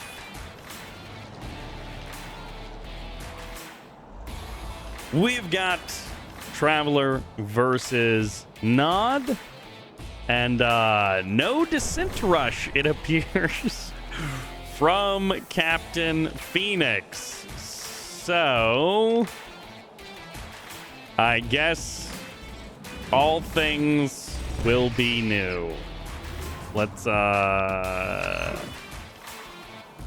I guess he was having an error with that engineer, but the capture did happen. The engineer was not particularly late. Let's just say he didn't spend a couple of grand failing to get that engineer into that Tipz spike and then have to play the game from there. So I think he'll be fine. I think Phoenix will be okay. In the meantime, it's a very normal opening for both players, and nothing weird is happening at all. All right, MCV on the move for Hoxaeb. We do expect him to go fast second War Factory, but as we've seen in some other games, when it's a more eco-focused game, the second War Factory from Hoxaeb is then followed by a bit of an eco boom, where he goes relatively quickly up to 8, 9, or 10 harvesters. A very healthy harvester count. Now, on Badlands in particular, this is a big natural expansion. This can support 3 refineries, 7 harvesters as a ratio. Whereas, if you're not familiar, most normal-sized Tiberium fields, you get 2 refineries, as you always see, and 5 harvesters, and that is considered optimal saturation for this situation. Hoxaeb up to 5 harvesters, Phoenix up to 7. Couple of buggies and 1 bike heading across the map for now. Bike going to be joining in the south. Gunwalker gets knocked down. There are descents here. These are slow descents at the current moment. There is a portal and there is a photon cannon as well. Hoxaeb going to be getting pushed back, and this is going to be a portal. No speedy boys yet, but we can't assume that the advanced articulators upgrade is coming in. Harvester takes a lot of damage, but it's not dead yet. It's close enough to die that he might want to commit in for it. Hoxaeb might be going for the full committal. For the current moment, he's just going to trade versus those seeker tanks. 2 seeker tanks low on health, but still alive. More Raider buggies going to be coming in with the help of these bikes. And that's 2 low health harvesters. 1 incredibly low health that Phoenix has now pulled back, and I don't know if he sent it back to the refinery, but it does not have a full load of of Tiberium in it. Now, behind all of this, Hoxaeb did also get that blue Tiberium, but let's not miss the action at the natural expansion. As the poke and prod continues, Hoxaeb is now up to 2 refineries at the natural expansion, faster than Phoenix. Phoenix did get the tier 2. He hasn't gone tier 3 just yet, but the War Factory is here from Hoxaeb. He's gone op center as well, so he has his tier 2 up and running. And overall, a much more defensive game from Phoenix. He is going for just eco and tech. He wants to stay inside of his base and not leave it. As long as he can, he's going to sit here in this pocket and let Hoxaeb attack and just try to trade units back and forth, back and forth. Stasis Chamber is now up. It was deployed after the Technology Assembler. So Phoenix went fast tier 3, and he did it off of 1 refinery at the natural expansion. This is 1.5 base tier 3 for Phoenix.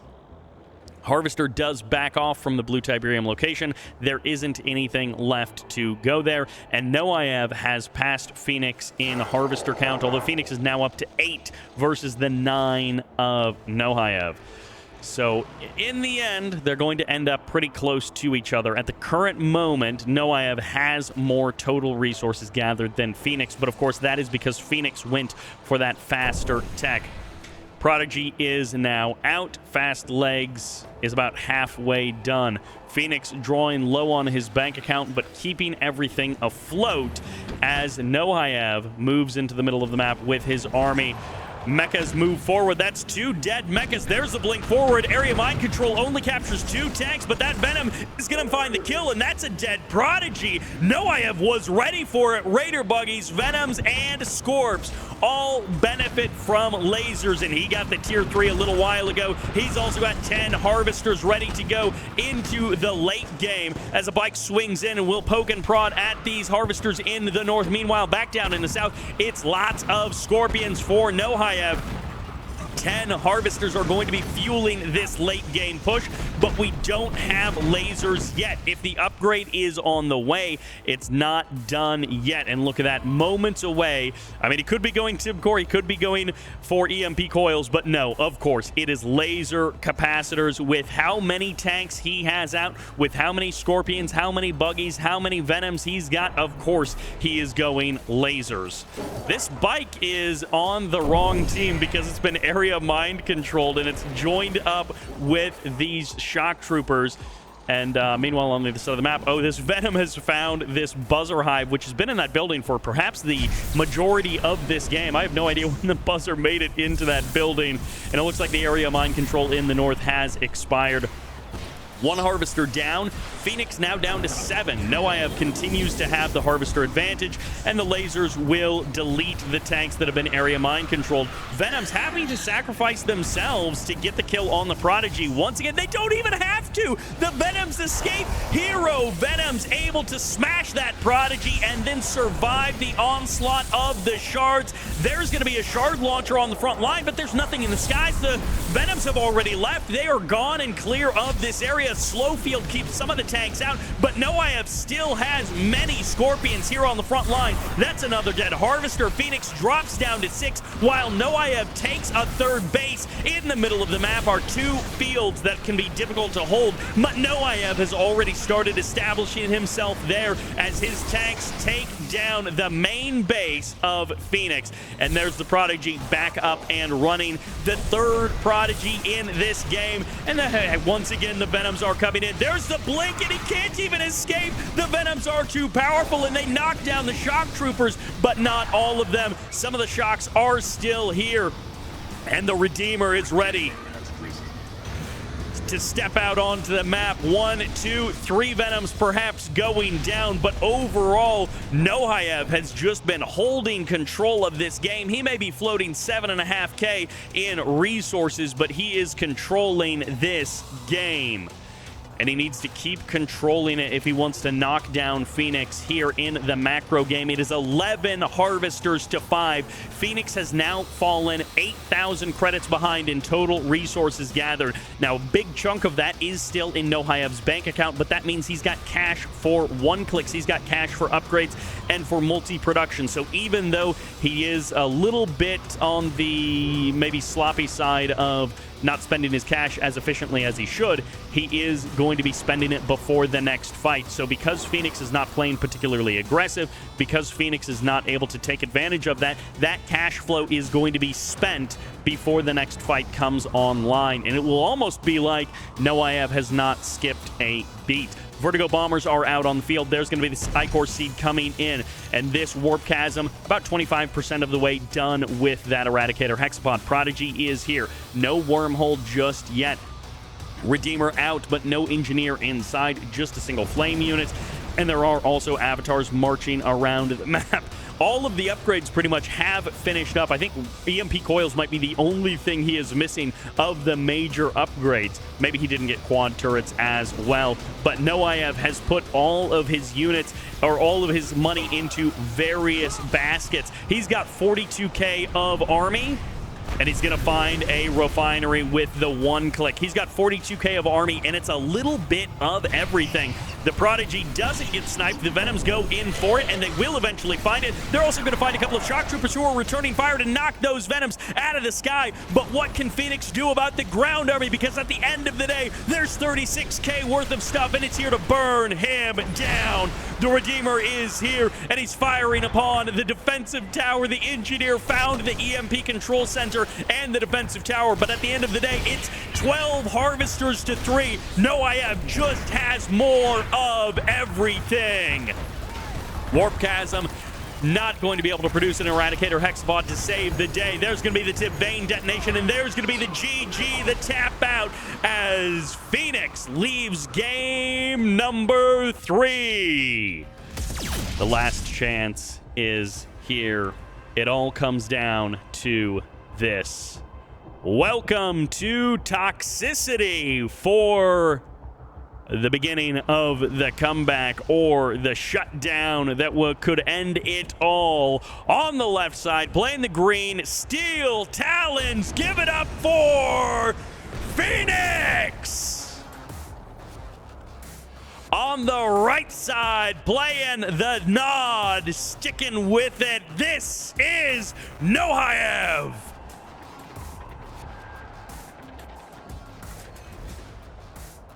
Knocking down seemingly all opposition, one game after the other.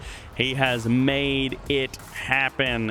But Phoenix has now switched it up. He is going Steel Talons, and he is going on Toxicity. So he believes that this will give him the best chance versus this double War Factory heavy unit production style of Hoxaeb. We have seen Hoxaeb go for this.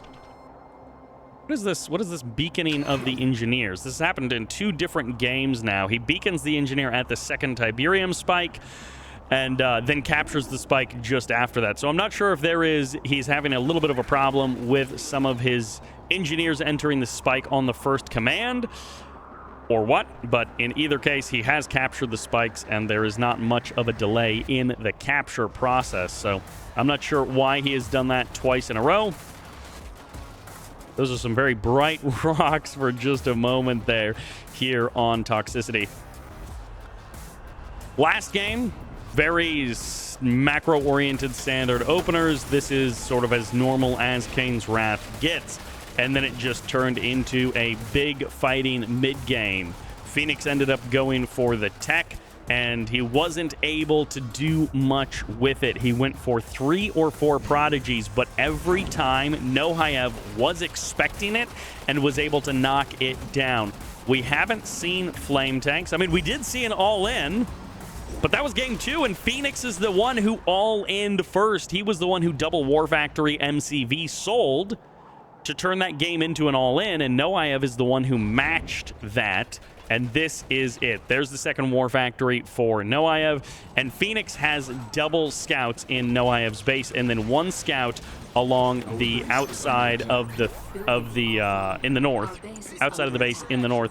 So he hasn't actually seen the second War Factory placement just yet, but from the fact that there are Raider buggies heading in from that angle, he can sort of assume that there is a second War Factory there.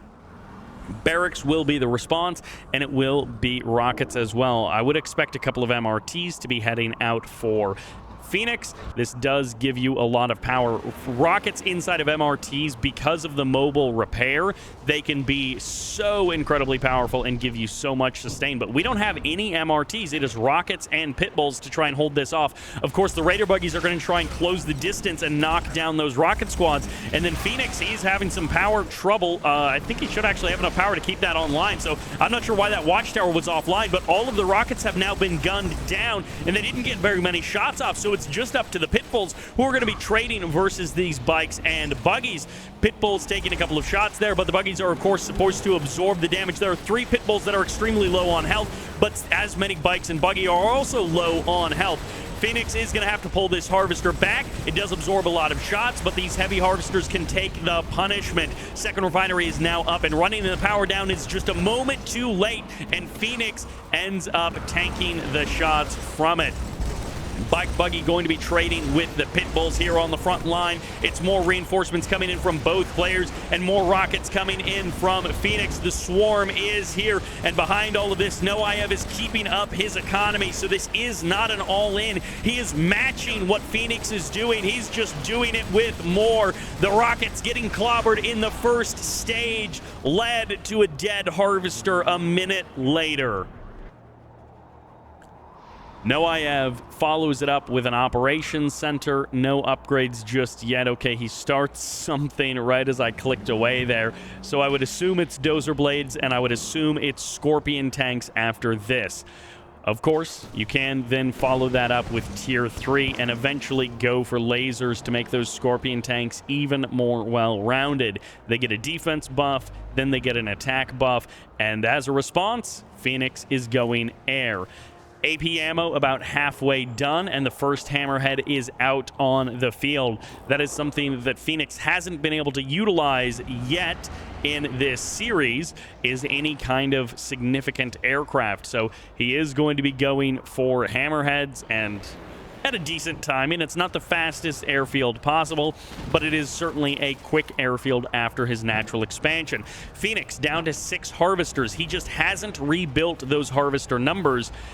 And that might have been a bugged harvester. The path of this harvester, it started driving back towards the main base before it got turned around. I don't know what that harvester was doing, if that was a misclick by Phoenix or if that was bad harvester AI. If that was bad harvester AI, that can definitely be frustrating as your harvester goes to a place that makes no sense that you didn't tell it to go. MRTs now out on the map. We saw the scouting venom and it saw the hammerheads as well. So Noayev knows about that air switch by Phoenix. Dozer blades have finished up and Noayev is trying to get the blue Tiberium and cover it with his forces. Phoenix moving out into the middle of the map, loading up a couple of rocket squads as well. And Noayev now going to be looking for the engage. There's more army from Noayev. He's had more harvesters for longer, and he's got more money to power up his army, so he's going to catch and kill the MRTs. Scorpion tanks may not shoot up, but Venoms and bikes certainly can clear the skies. And there's just nothing left. The GG comes out, and it's a clean 4-0. Noayev advances into the round of 4 to face Futurama. And that is your top 4 for Chrono Clash 2. Not how I expected it to happen, not the way I expected it to go, but in the end, that is the way it went. So a big congratulations to Noayev for being able to take down Phoenix 4 games in a row, and Phoenix starting out strong in a couple of those games, but just not able to make it happen. And a disappointing result for sure. I know Phoenix is going to be very frustrated by that and very disappointed by that. But that is how it goes sometimes. So thank you all very much for tuning in. Thank you all very much for joining the stream as we have now wrapped it up. So we are going to see, take a quick look at the bracket, and that will kind of wrap us up for the day. And there we go. Futurama versus Noayev. Noayev 4-0 versus Phoenix. So a little bit unfortunate there from Phoenix. He wasn't able to get a win, and that is 3 4-0s and 1 4-1. The round of 8 was a bit one-sided.